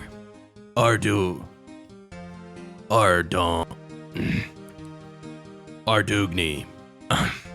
Let's just call it Artie. I own the fur stall in the greatest city of all of Gillinor, Artie. Whether you're looking for bear fur, wolf fur, or an assortment of other furs which I don't keep in stock, I've got you covered. Hold on. Can you stop running on my stall? Every day, it's the same thing. Inconsiderate lap junkies take it upon themselves to use my stall as part of their course. You know how many times I've had to repair this stall? 3 times, just this week. And the city guards are oblivious too. It really feels like all of their time is spent guarding the baker's stall and his cakes. Does all that theft bother me? Nah, I don't worry about it too much. My eyes are locked on my stall. No one's stealing anything on my watch. Huh? Yeah, furs. Anyway, if you're in the market for a fur, come on down to my stall. In the greatest city of all of Gillinor. Ardugni.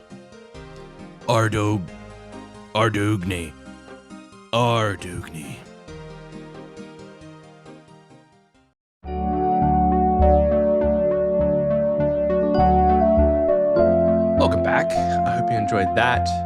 Unfortunately, reused commercial. Probably an old one you haven't seen in a while. Not unfortunately, let me tell you. Not unfortunately. Our Yap session before, yeah, it's not unfortunate. But I know I sure did. That's what I have to say. It's now time to take a break and just thank the patrons who make all of this stuff possible. Big shout out to all of our patrons. I know I did kind of a spiel at the beginning talking about the new JAD tier, but I did want to say it again, just in case for some reason maybe you tuned out that part. But we have a new tier in our Patreon for the first time in almost 3 years. It is the JAD tier, Tiz Talk JAD. Full name, government name, Tiz Talk JAD. It's going to start at $50 a month, which you may think is crazy, but every 3 months that you're in that tier, you'll get a new t-shirt custom designed by either me or Oxie. Maybe Oxie hopefully will, not Oxie. Well, you guys are gonna get some. You guys are gonna get some wild shit if Oxie's designing a t-shirt. You never know. It's gonna look. You never know. It's not gonna be as good as the ones Michael puts on. Listen, that's for sure. Who knows? It'll be like hand drawn and shit. It's gonna be so. It could be bad. fun because it's special because you made it, and I think that's the whole point. So I want to commit, and I don't know if we can, but I'd like to commit to all of these different quarterly shirts are something hand designed by me or Oxie, just so that it's more special and it's not just like we paid an artist to make it. So every 3 months, it'll be shipped to your door. Shipping is covered. It's all taken care of within that membership. So if that is something that interests you, head on over to our Patreon. I'll plug it here in the end. But to start out this segment, I did want to give a shout out to our Wise Old Man patrons.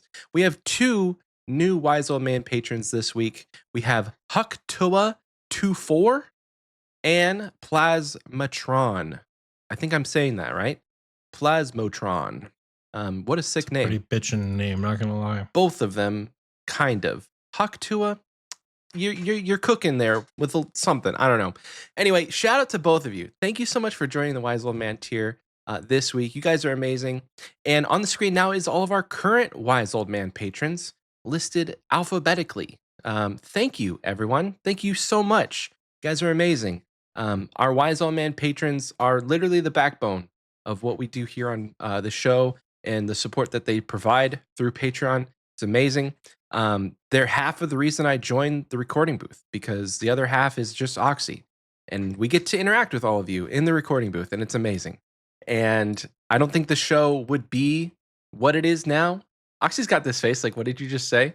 But how are you going to join the recording booth chat to not record? Huh? I don't know. Like, just talking to you doesn't get me out of bed, but I get to talk to more than just you, is what I'm saying. Wow. Speaking of a wrong opinion, holy. Well, you remember how the last 2 weeks I kind of like dogged on the Wise Old Man? I want to dog on you. What else is new in this house? I don't know. But yeah, you get to join the recording booth chat. And like I was saying, I don't think that this show would be what it is now without their input and their community, like their input and what they bring to the show that maybe Oxie and I don't think about. And having them here live with us is just another aspect of that. So thank you to all of our Wise Old Man patrons. You guys are amazing.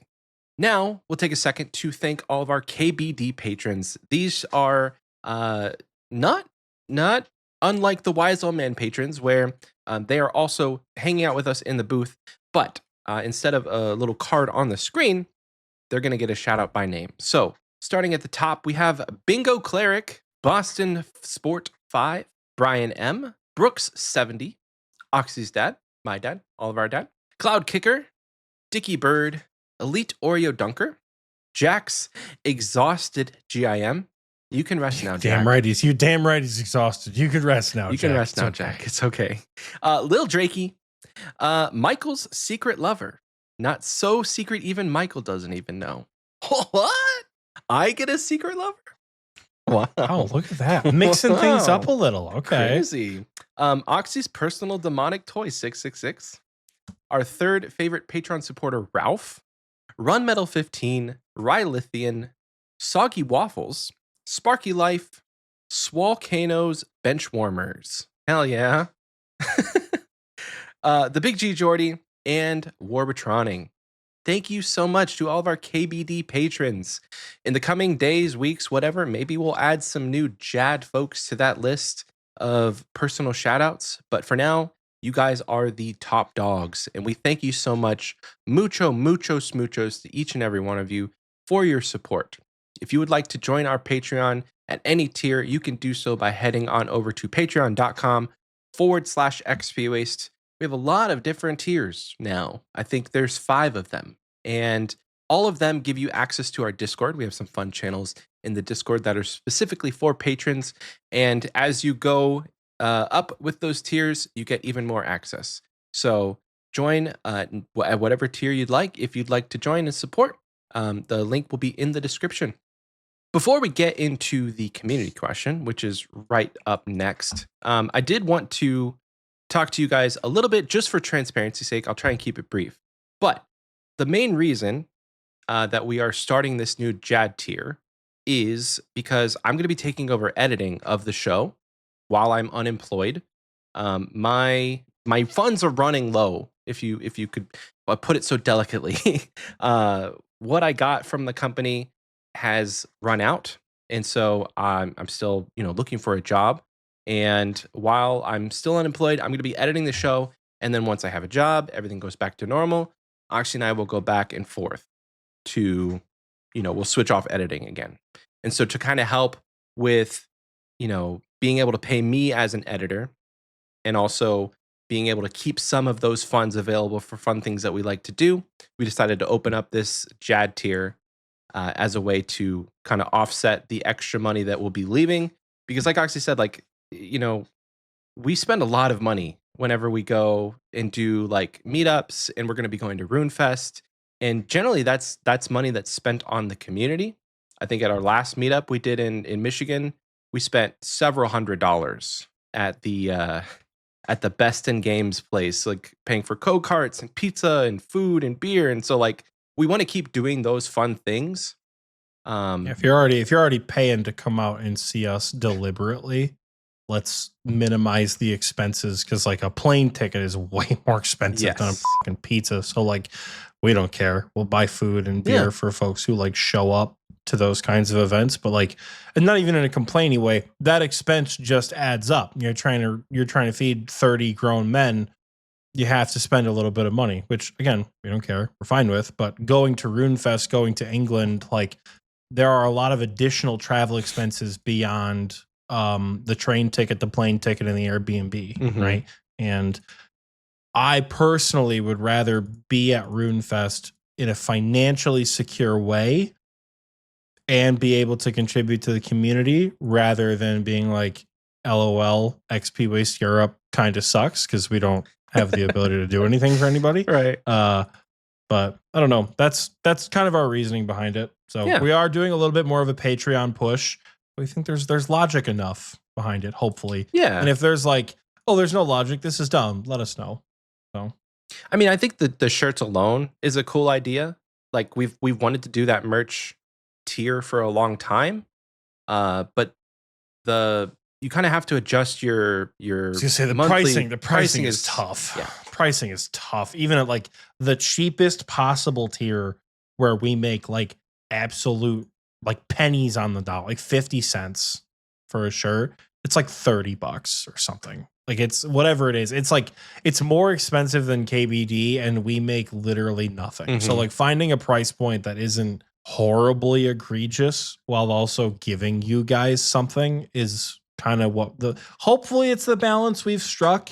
If it's not, please let us know. If you're an existing patron, let us know in the patrons chat. Absolutely. If you're a new potential patron, let us know in the Xpwaste chat. Because if this sucks, we'll find another way, because we don't want to exploit you guys for money, because like we said, we're two average white dudes talking about RuneScape. There's not really like a reason to give us a lot of money to do this at the moment. We also need our co-host to be able to feed his kid. So like, balancing act, right? Yeah. So like we've agreed this is the best course. But yeah, keep us updated. Let us know. So now, though, after all of that, now it is time to get into the community question. It was 2 weeks ago, and we have quite a few responses. Let me check on Spotify. I was gonna say this is gonna be a long portion of the episode. Yeah, actually, no. Brace yourself. There's not that many. This portion, the second half's gonna be long anyway. But there's 7 replies on Spotify, so that's where we'll start. This is kind of a controversial question. If you ask me, this one could have, like, it makes sense. It got people talking. So 2 weeks ago, we asked you, if you could, would you vote yes to getting rid of run energy in old school RuneScape? So starting on Spotify, Fizzman15 says, I would love run to feel better than just running around. So eager for these kinds of changes. Agree, though, that it's part of a combat skill, and a resource to manage. Okay, I'm going to preface this with, I don't think everybody is going to answer the question specifically, like, would you vote yes? So we're just going to go like, what are your thoughts about run energy? That's mainly what we asked. Sacred Celtic says, nah, got to keep that run energy in the game. It sucks, but necessary. The changes seem a lot better. Rummy Tumbles says, if run energy disappeared outside of combat, my partner might actually play again when Leagues isn't running. For that alone, I'm in favor. That's true. Like if you are only accustomed to Leagues, you already have like 100% run all the time. And maybe you don't like that aspect. Swole says, it's one of the worst parts about coming back to the main game. Yeah, absolutely. Like run energy management after like 6 weeks or 7 weeks of just being able to run everywhere is difficult.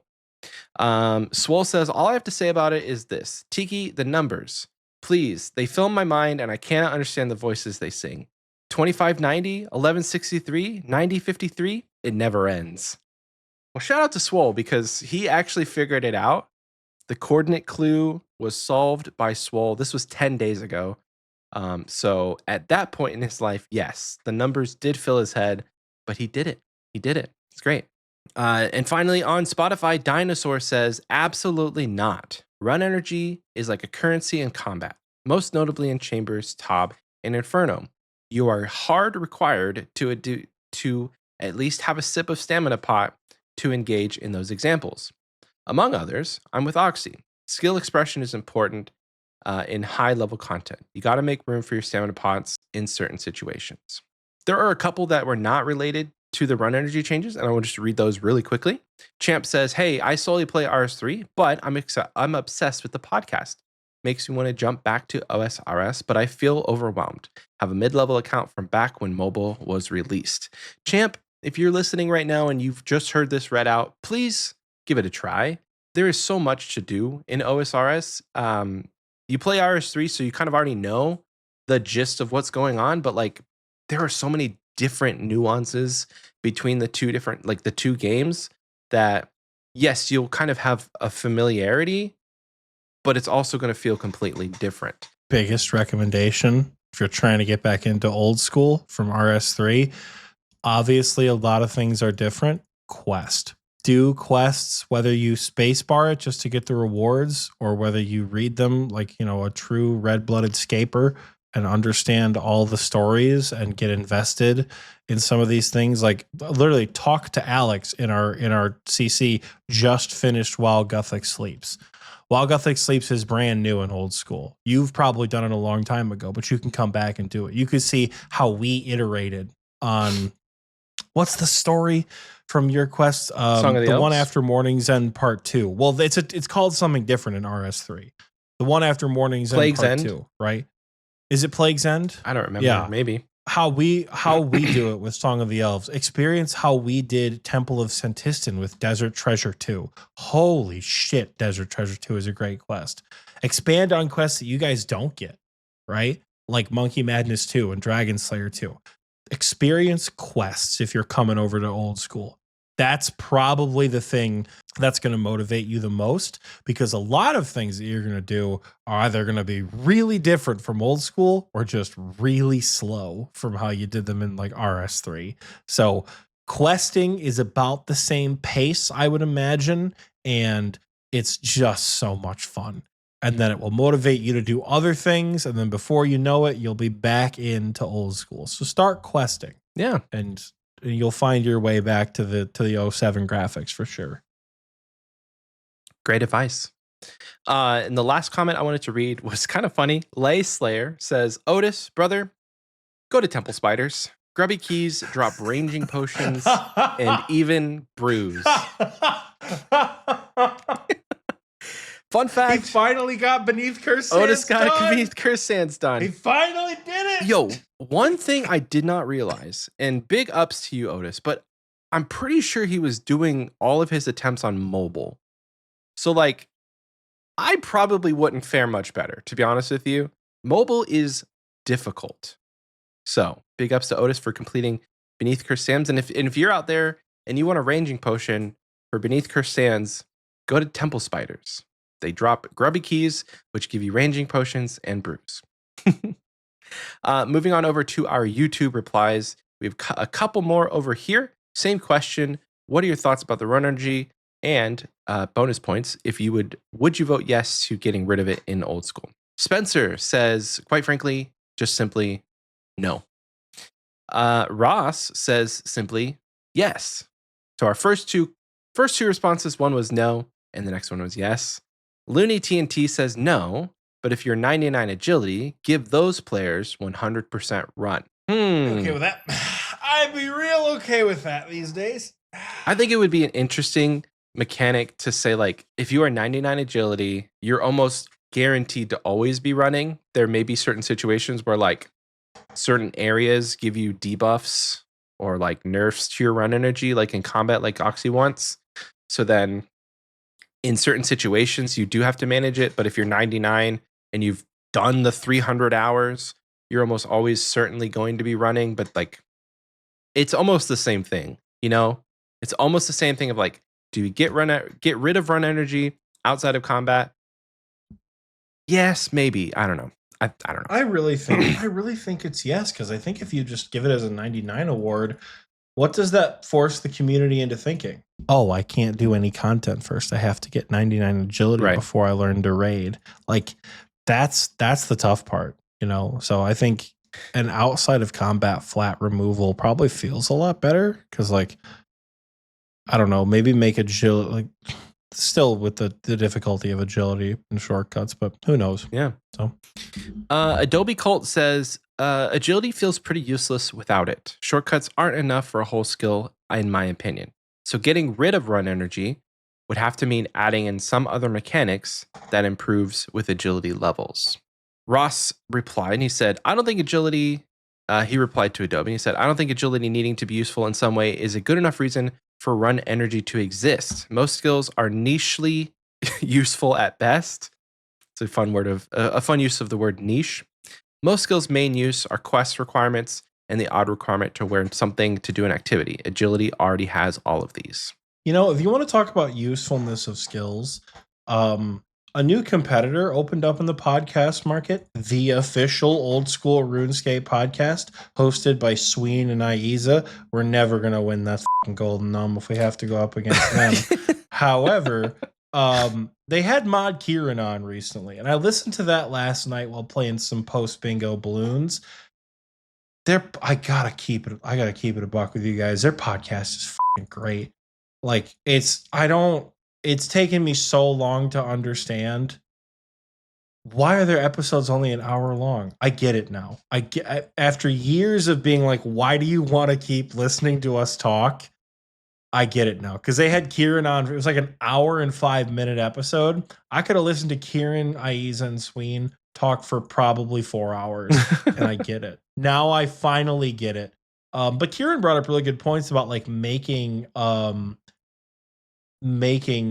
skills useful that are very old. Like Hunter Rumors had to add a utility to Hunter because back in the day, it was Chinchompas was the only benefit you got from Hunter. And then old school released birdhouses, and then they have data that's like from 24 to like 80 Hunter. Only thing people do is birdhouses.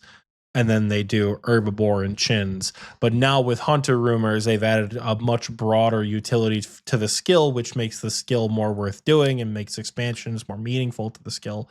So they would need to do something like that for agility. And like they've partially done that with the Hollowed Sepulcher, but I'd love to hear that episode. Again, let's have Kieran talk about how they could improve agility. Mod Kieran, if for some reason you hear this, spectacular job on the official Old School podcast.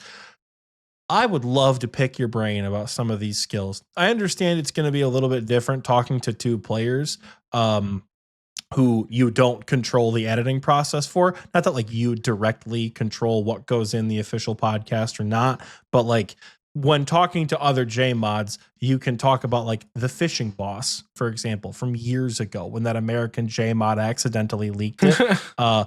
You can talk about that and then look at the production team and go, that shit's not making it in the show. And you can guarantee it's not going to be there. That guarantee doesn't exist when talking to players. I understand that, but we would love to have you or any other J mods who have that kind of history just talk about how the game is developed like that, because that was such a good episode to listen to. And that same kind of how do we add meaningful utility to a skill that has two functions, shortcuts and run energy. If we remove run energy, how do we do that? That'd be a great episode. If this somehow gets to you, my dog. Please, Kieran. Well said. Moving on. Dudeheim says, as much as I would love to say yes, everyone needs to suffer low-level agility running, in my opinion. Maybe instead of getting rid of it, have a low-level tier stand pot for irons or new players to brew themselves. A Band-Aid fix, if I ever heard one. Energy potions, big dog. Yeah. It's called Harlanders and Chocolate Dust. It's called asking your endgame friends to do bloat resets for 3 hours to get one stamina potion at a time. So gross. It was really good tack back in the day before they changed it. Because you could get like 9 stams a run. All you had to do was not die at Maiden and bloat. Holy. You had to show up, not die at Maiden, not die at bloat, and you'd get like 6 to 8 points. Fill your inventory with staminas, as many as you can get, because stams are only 1 point, and then you just reset. And you do that for a while, and you get a big chunk of stamina potions from Theater of Blood. Now they changed it so you can only get 1 stam per chest. Oh. Which, like, as an actual, when you're tobbing, you only need 1 stam. Right? Yeah. You'll never need more than 1 stam in a pot if you're completing a tob on a regular basis. Yeah. But for Iron Men boosting, it did become significantly worse. So this is why we can't have nice things. damn gray helms. Gray helms. You know? Moving on.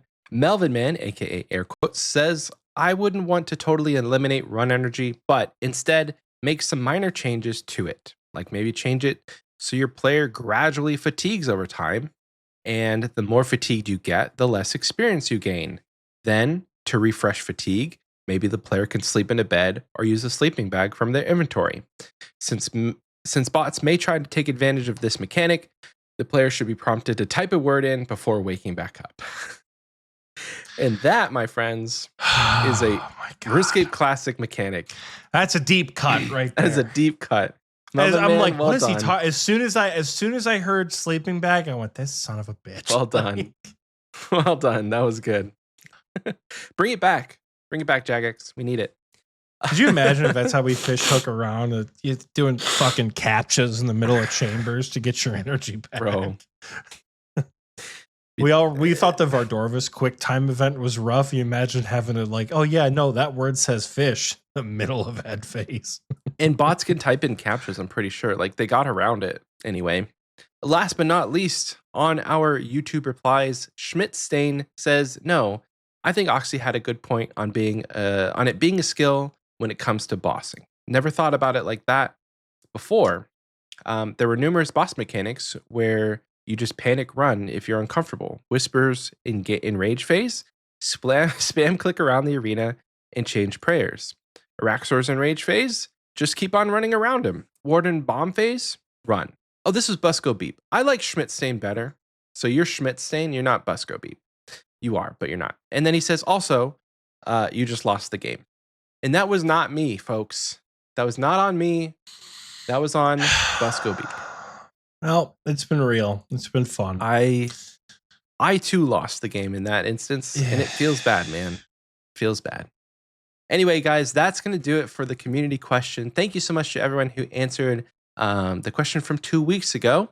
If you want to answer this week's question is, we do it every time, but I'd like to hear it. What's your favorite bingo memory? Did you play in this bingo? If not, what is a favorite bingo memory from a bingo that you participated in recently? Let us know. And if it's a TNL bingo and it was this last one, let us know because we want to call those out. Anyway, it's gonna do it for a community question, guys. Thank you. Send it on over to Oxie. Grab a snack. Grab a boys. snack. It's gonna be a big Grab one. a snack. Sit tight. Train agility.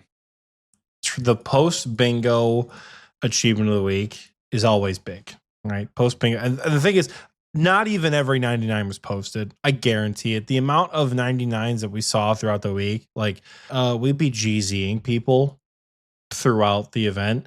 We are like in the middle of Verzik trying to chuck up GZs for like fire capes and things like that. So there's a lot. Literally, I just popped over to levels and achievements, and there's one that literally just came in from bingo that was just posted like 2 hours ago. A lot to talk about today. So without further ado, we're going to kick us off in the combat tier, actually. We have so many new fire capes throughout bingos. Shout out to the captains and the in-game players who pushed their teammates to get their fire capes during bingo. And shout out to you guys who did it before bingo. But specifically, congratulations to Shell, Ketone, Dookie Candle, Bill, HP Healer, and Holy Druid 43 for achieving your first fire cape. Hell yeah, man. We saw so many first fire capes. Not as many first Zulrah kills, but a lot of first fire capes throughout this bingo, and it was awesome to see. In addition to firsts, P5HT killed the Gauntlet for the first time. Robert Shiftley killed the Corrupted Gauntlet for the first time, as did a Frightened Couch kill the Corrupted Gauntlet for the first time. And both Juggers and Clogs Please both killed Fazani's Nightmare for the first time. PNM is one hell of a fight, that's for sure. In the combat achievements section of the combat portion of Achievement of the Week, we do have some CAs done as well. Ketone completed the easy combat achievements. Small Peen and Vacant Void both completed the hard combat achievements. Mythpo and Kaiga Sales both completed the elite combat achievements. And one of our lead boss tutors, Cloudwind, completed the master combat achievements. I think that means I am now the only lead boss tutor guy who doesn't have a Verzik helm. So time to get my shit together, I guess. Finally, in the combat achievements section, actually, we do have two more things. I lied because one of them wasn't posted. Modern Major General and Dean, both former bingo teammates of mine, they both got their Missouri kits this week, which pretty cool. And then last but not least, I believe I saw it in the CC, but Fake It achieved his quiver. So hell yeah, brother. First quiver during bingo, that's got to be hype. I wouldn't know. I don't have a quiver yet, but that shit's got to be pretty hype. Moving on to the miscellaneous tier this week. lots of quest capes. It's pretty common pre-bingo for people to kind of crank out their quest cape all the time. We actually helped one of our teammates get a quest cape here, Reclinatus, who we'll shout out here in a second.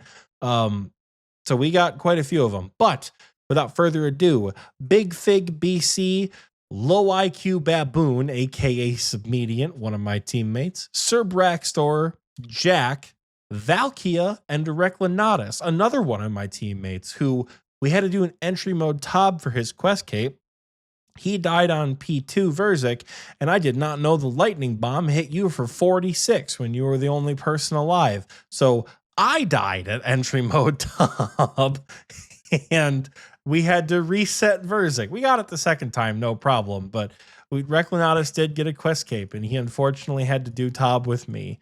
In addition to some quest capes, Voltoro did achieve his music cape, and a weird one that was posted in levels and achievements. You guys know I kind of like the niche, weird IRL ones. Swole now has a player-owned house. Swole and Mrs. Swole got a POH together. So congratulations, Swole. Oh, the skilling category. This is where it gets long. I'm gonna take a sip of water, and we are gonna hammer out these 99s. Achievement of the week is an entire page today. So many 99s. You guys did so much shit this week and the week leading up to bingo. Let's get into it. So, kicking us off, McPuppy achieved 99 cooking, farming, and hit points XP. Devlin R achieved 99 crafting. Elvish, who's got the J in parentheses. I've been calling him Elvish J for years. J might be their real name. I have no idea. Elvish completed 99 Slayer. White Light Wes achieved 99 Prayer. Wukong Rambo achieved 99 Strength. One Lost Guy achieved 99 Firemaking. Dean achieved 99 Smithing, Hunter, and Defense. Tanto Tricks achieved 99 Mining and 99 Prayer. Real Crazy achieved 99 Firemaking. Kenep achieved 99 Strength. Robert Shiftley with a double-double achieved 99 Slayer. Infamous Boy achieved 99 Mage. Sir Burps a Lot achieved 99 Mining. Pseudo Wolf achieved 99 Mining and 99 Strength. Nate Dogg achieved 99 Attack, posted a hysterical screenshot, which I got quite the kick out of. Big Fig BC achieved 99 Cooking. B Daddy Casper achieved 99 Mage. Frizerker achieved 99 Agility and has been banned from the Discord. If you know, he's been banned. Schnoodly, love that name, achieved 99 Attack. Gin Junkie achieved 99 Range. Sorcery achieved 99 Prayer, Attack, Strength, and Magic. Right as bingo started for max combat. Bill achieved 99 Mage. I believe that's also a double-double for Bill. Iron Gragon achieved 99 Strength. Kale Ron Claw achieved 99 Firemaking. Face Sweater, achieved 99 Strength. Penguin Dude or Penguin Dude achieved 99 Mining. TCD4QI achieved 99 Firemaking. Orange Zest achieved 99 Rune Crafting. Wheat Toast achieved 99 Mining and 99 Crafting. Egg Rangoon achieved 99 Attack. Billy H achieved 99 Woodcutting.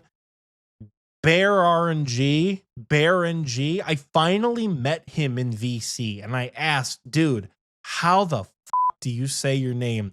He said Bear NG, like RNG, like Bear NG.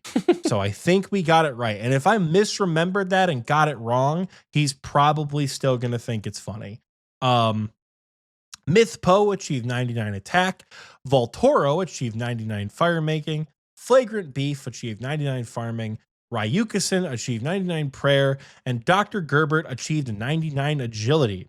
In addition, we have some total levels here. Monkey Bonana, Doom 83, and Pseudo Wolf all achieved 2K total level. Punkus achieved 2100 total level and has also been banned from the Discord. And finally, hitting the big one, the 227 number, the final skilling level that you need, Clogs Please achieved 2277 total level and maxed his account, I believe, right after bingo started. brother, the game is yours. You can enjoy the game and you don't have to skill anymore. Which, like, oh man, that's a good one. Francine says, don't forget yourself, Oxy. You guys know how I feel about shouting myself out on Achievement of the Week, but I will say this. I do appreciate everyone who came to the maxing party. I did not anticipate that many people were going to be there. So many people. The screenshot of me maxing doesn't show the fireworks because there were that many people there. Like, I sent screenshots to my friends who are in like different Discords, like, you know, various streamer communities, things like that. And they're all like, holy shit, so many people were there. I said, yeah, I said the same thing. I showed up to Catherby. There were cannons and shit set up. You know, people were dropping all sorts of items on the ground. We had whip drops. We had burnt sea turtle drops, which Michael was all for more burnt food.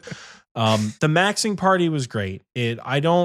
I don't really know what I expected for a max party, but let me tell you, you guys blew it out of the water. And the maxing party was fantastic. And honestly, I'm so glad everybody came because the real reason I wanted to have a big maxing party was to show off the bingo trailer and reveal the board a night early. Because we said I told Michael in September, I said, here's the deal. Anyone who asks, the board comes out an hour before the event. These guys. We're going to tell them it comes out an hour before the event. And we had it planned since September that we were going to drop the board the night of the maxing party. So that was also part of the reason. I hope you guys enjoyed the trailer and all that for the bingo hype. But yeah, a lot of you guys did 99s at the maxing party, and your screenshots look so cool. Like, I love Nate's 99 attack screenshot. He got 99 attack. And then his post was like, so many people came out for my 99 attack party, TY guys. Like, it was a lot of fun to see all the 99s in the chat and then to hit 227. I don't even think I have a screenshot where the chat box says you hit 2277 because you just can't see it. Like, the amount of, like, you know how people spam the like in the flash twos and shit. Yeah. You can't see it. They're great screenshots, but like, it was insane. And I'm very glad all of you guys came to the party. I had a great time with it. Yeah, definitely. When I say I'd do it again, I don't know if I mean I would get 99 everything again, because good God, man. But it was fun. It was definitely a lot of fun, and I'm very glad to have seen you all there. So yeah, I did max my account as well. But shout out to all of you guys for saving your 99s, because that was a blast. So, Michael, do you have a community question for us? I have a fun question for us. Oh, shit. Yeah, I'm sorry. You know I don't like talking about me. I got distracted. No, we're just going to roll with it. Do you have a fun question for us? Just keep it going. You know, just authenticity above all else. Well, let's just run it back. What do you got? So just before we start the fun question, just so you get a shout out in Achievement of the Week, Oxy achieved 2277 total level this week in old school RuneScape. Congratulations, Oxy. You can finally play the game. There you go.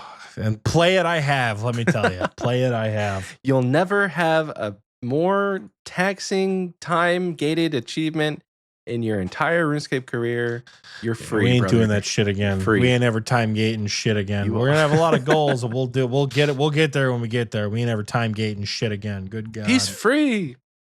I do have a fun question for us, and this one's a thinker. So you need a minute. Thinking? You might take a second to think. So real crazy.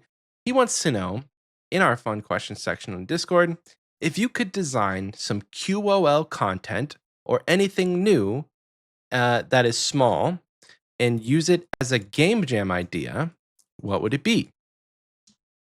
So basically how, I think the most recent one that I saw from Mod Ash, as an example, is he is working to develop a way that you can like trade out your stuffed heads in your POH. So if you mount a head, it's gonna he wants to put it in the game where there's like a menu where you can change which head is displayed so that you don't lose them if you like move that room or delete that room, or like if you have a KBD head and you want to put up an abyssal head for some reason, you could put all of them on the wall. And I think that's so cool. One of my friends, Grim, retweeted that and said, because he also said that he's leaving Twitter in that post. He Yeah. said Mod Ash leaving. She said Mod Ash leaving Twitter is my 9/11, which like, good God. Oh no. But you know what? I feel it. Small QOL. Honestly, what comes to mind for me are shop interfaces, but not like general store interfaces. I said it a while ago when Group Iron Man first came out. Mod Light tweeted like, "Hey, what are some things you're noticing that you want us to change?" Aggie's interface for buying dye in Draenor Village is horrible. Yeah. All the click menus and all like, I went and I got dye for all 5 of my teammates for every situation in which they will need dye until we have access to the dye shop in Letia. That shit took me like an hour and a half because getting the materials, not that hard. Clicking through the goddamn menu options, it took forever. And there are a lot of shops like that in RuneScape, right? I think they did it with the farmers.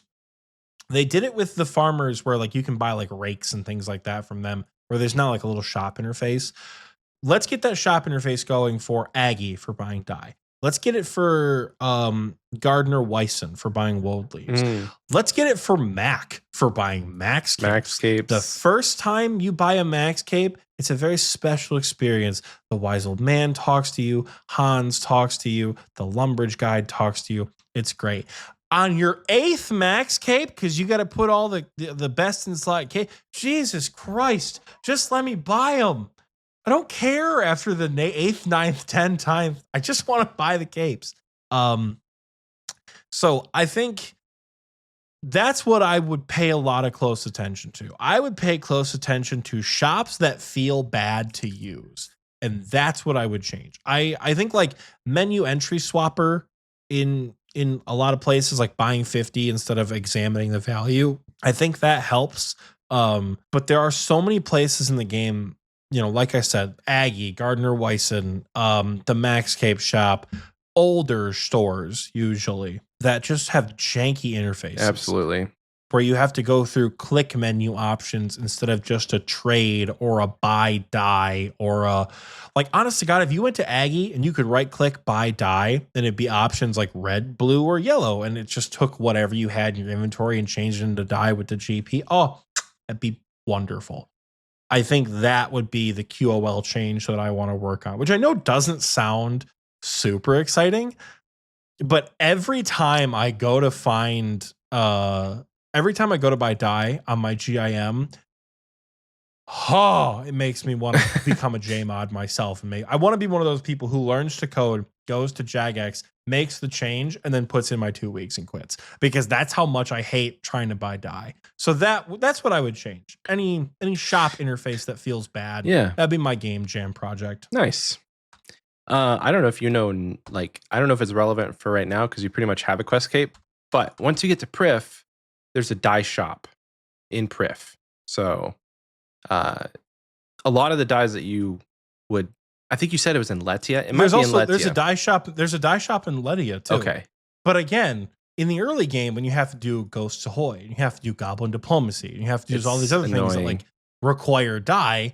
Oh my God. Yeah. I don't know. Shop interfaces are what I would look at. Yeah. Any shop that sucks is what I would want to change. I like it. Mine is small and very inconsequential, but it relieves a lot of stress. I would try and set up a way that the first 99 that you get will never untrim. So if you get a second 99, all that happens is that your first 99 cape simply adds a trim option to it. So if you get a second 99, that one is automatically trimmed. It can't become untrimmed, but you don't have to drop in Telegrab and go back to free to play and every single time you get a 99. It's just that first one will stay untrimmed, but you can then, once you get a second one, you can simply right click trim. I'm pretty sure they could just use like the already existing code that they have with like trimming your quest cape and your achievement diary cape and your music cape. And just like, if I was a dev, I would be like, okay, why don't we just set the parameters to say trim and untrim is activated when a second 99 happens. And if you don't have a second 99, you can't trim. But then it's specific, like it remembers this was your first one and you have it forever. You just no more stress. Because as somebody who wants to keep an untrimmed 99 mining cape for as long as I can, I don't want to go through that like another 22 times. 21 times. I don't know. I've already had to do it with HP, and it was stressful because like I wanted to have a small group of people. Like I had an Oxie there, and like I had to like dip on him because I'm like I have to go back to free to play and get my cape before it despawns because you have like a minute and a half or something. So it's just stressful, and there's not always going to be like a convenient way that you can like drop it in free to play and get your 99. Like, am I always just going to have to lamp my stuff or just give up on the 99, like the untrimmed 99? So it would take a lot of stress out of it. And I don't think it would need to be pulled. Like I thought, okay, what if I just made every cape untrimmable? But then that would need to go through a poll because that would devalue some achievements and it would upset people. But like, no one's going to be upset by the fact that like they don't have to do some weird workaround to drop their cape to make it stay untrimmed. No one's gonna care. And you can always just keep it trimmed too, because it's a toggle. So yeah, and I feel like more people would prefer that it's like symbolic as opposed to like, hey, we're taking out we're taking out this pain in the ass method to keep your capes untrimmed. We understand a lot of you went through it. You can just right click untrim your cape now and you don't have to worry about that. And like, as long as you made it so that like your cape would never trim when you get a new 99, mainly for the quality of life of like not having to go back and right click untrim every time. Yep. It's like every time you get a 99, your cape just remembers. Yeah. So you can untrim all 23 skill capes or all 22 skill capes. When you get the 23rd skill cape, you'll have 22 untrimmed and 1 trimmed. Like they'll still come default trimmed, but for the sake of the fashion, you can untrim it if you want. Yeah. Right? Because that's all it comes down to, right? Like it's a little bit of a flex of like, oh, this was my first untrimmed cape. But at the same time, that's such a niche group of people. It's mainly only a flex when it's an untrimmed Slayer cape. That's a huge flex. If you ask me, the only one that is truly a flex is an untrimmed Slayer cape. Any untrimmed skilling cape, you can dedicate to skilling and not do combat. Cool. That's not as impressive. Slayer is a very, very long commitment to do an untrimmed skilling cape. And it's also very precise with how you have to do it. So that I commend you. But I think quality of life for a bulk of players, right click, trim and untrim that bitch. You know, let us pick how we want it to look and remember it when we get a new 99. I don't care about untrimmed skill capes. I think I told you from the beginning, like I bought that HP hat years ago with the white border. I said, this is my untrimmed HP cape because I'm not doing all that, you know, like I'm not putting in all that work. I ain't doing all that. But yeah. I don't know. Good change. Yeah. That'd be a good change. Small game jam QOL change. Jagex, if you need ideas, not execution, because I can't code for shit. But if you need ideas, let me know. We can do game jam for free. Pro bono, we can do game jam. Just hop us in a Discord call. We got you guys. You know? If you need guests for your podcast, we will. Man, you know how crazy it would be to be on their show? You know how crazy that shit would be to go to their studio and be on their show IRL? That'd be so stupid fun. Really That'd be fantastic. Because I heard, dude, I even said something in the most recent episode. Sween and Kieran started talking about soccer.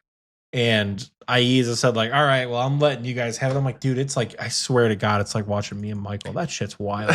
So think about it, Jagex. Could be fun. Think about it. Could be fun. Yeah, could be fun. Could be fun. Anyway, speaking of fun, that's the fun question. Thank you to Real Crazy. If you want to send us a fun question, we will ask a fun question every single episode. There's a couple ways you can do that. You can send it to us on Discord, in a DM on one of our social medias. You can email it. You can send it in the Xpwaste chat. We'll make sure to remember it. Or you can send it in a postcard. I'm going to go check the P.O. box one of these days. So Hopefully we have a postcard in there from one of you guys, and we'll get to read it on the next episode. But that's going to do it, guys. That is the episode. The episode is done. You can find all the links you could ever want to look for in our description. There's a description on the YouTube video and in the audio only versions. You just got to click like the show notes or whatever.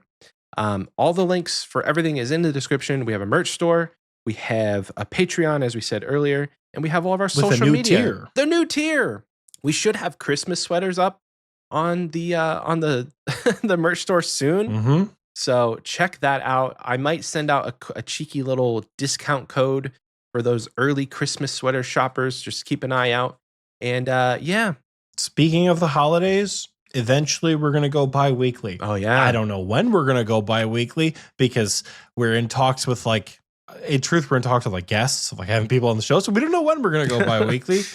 But True. Soon we're going to go bi-weekly for the holidays like we always do. So Yep. That'll eventually it'll be you'll soon. get a lower dose of Xpwaste going into Christmas, Yes. but we'll see. But that's good for everyone. We need to slow down during the holidays and remember what the holidays are about. Right now, we're in the lull between now and Time off to leagues. play RuneScape. We're going to play baby. RuneScape. So that's going to do it for the show, guys. Thank you so much. Sorry we didn't have an episode last week, but hopefully this made up for it. And we'll see you guys next time. Bye-bye. Bye, everyone.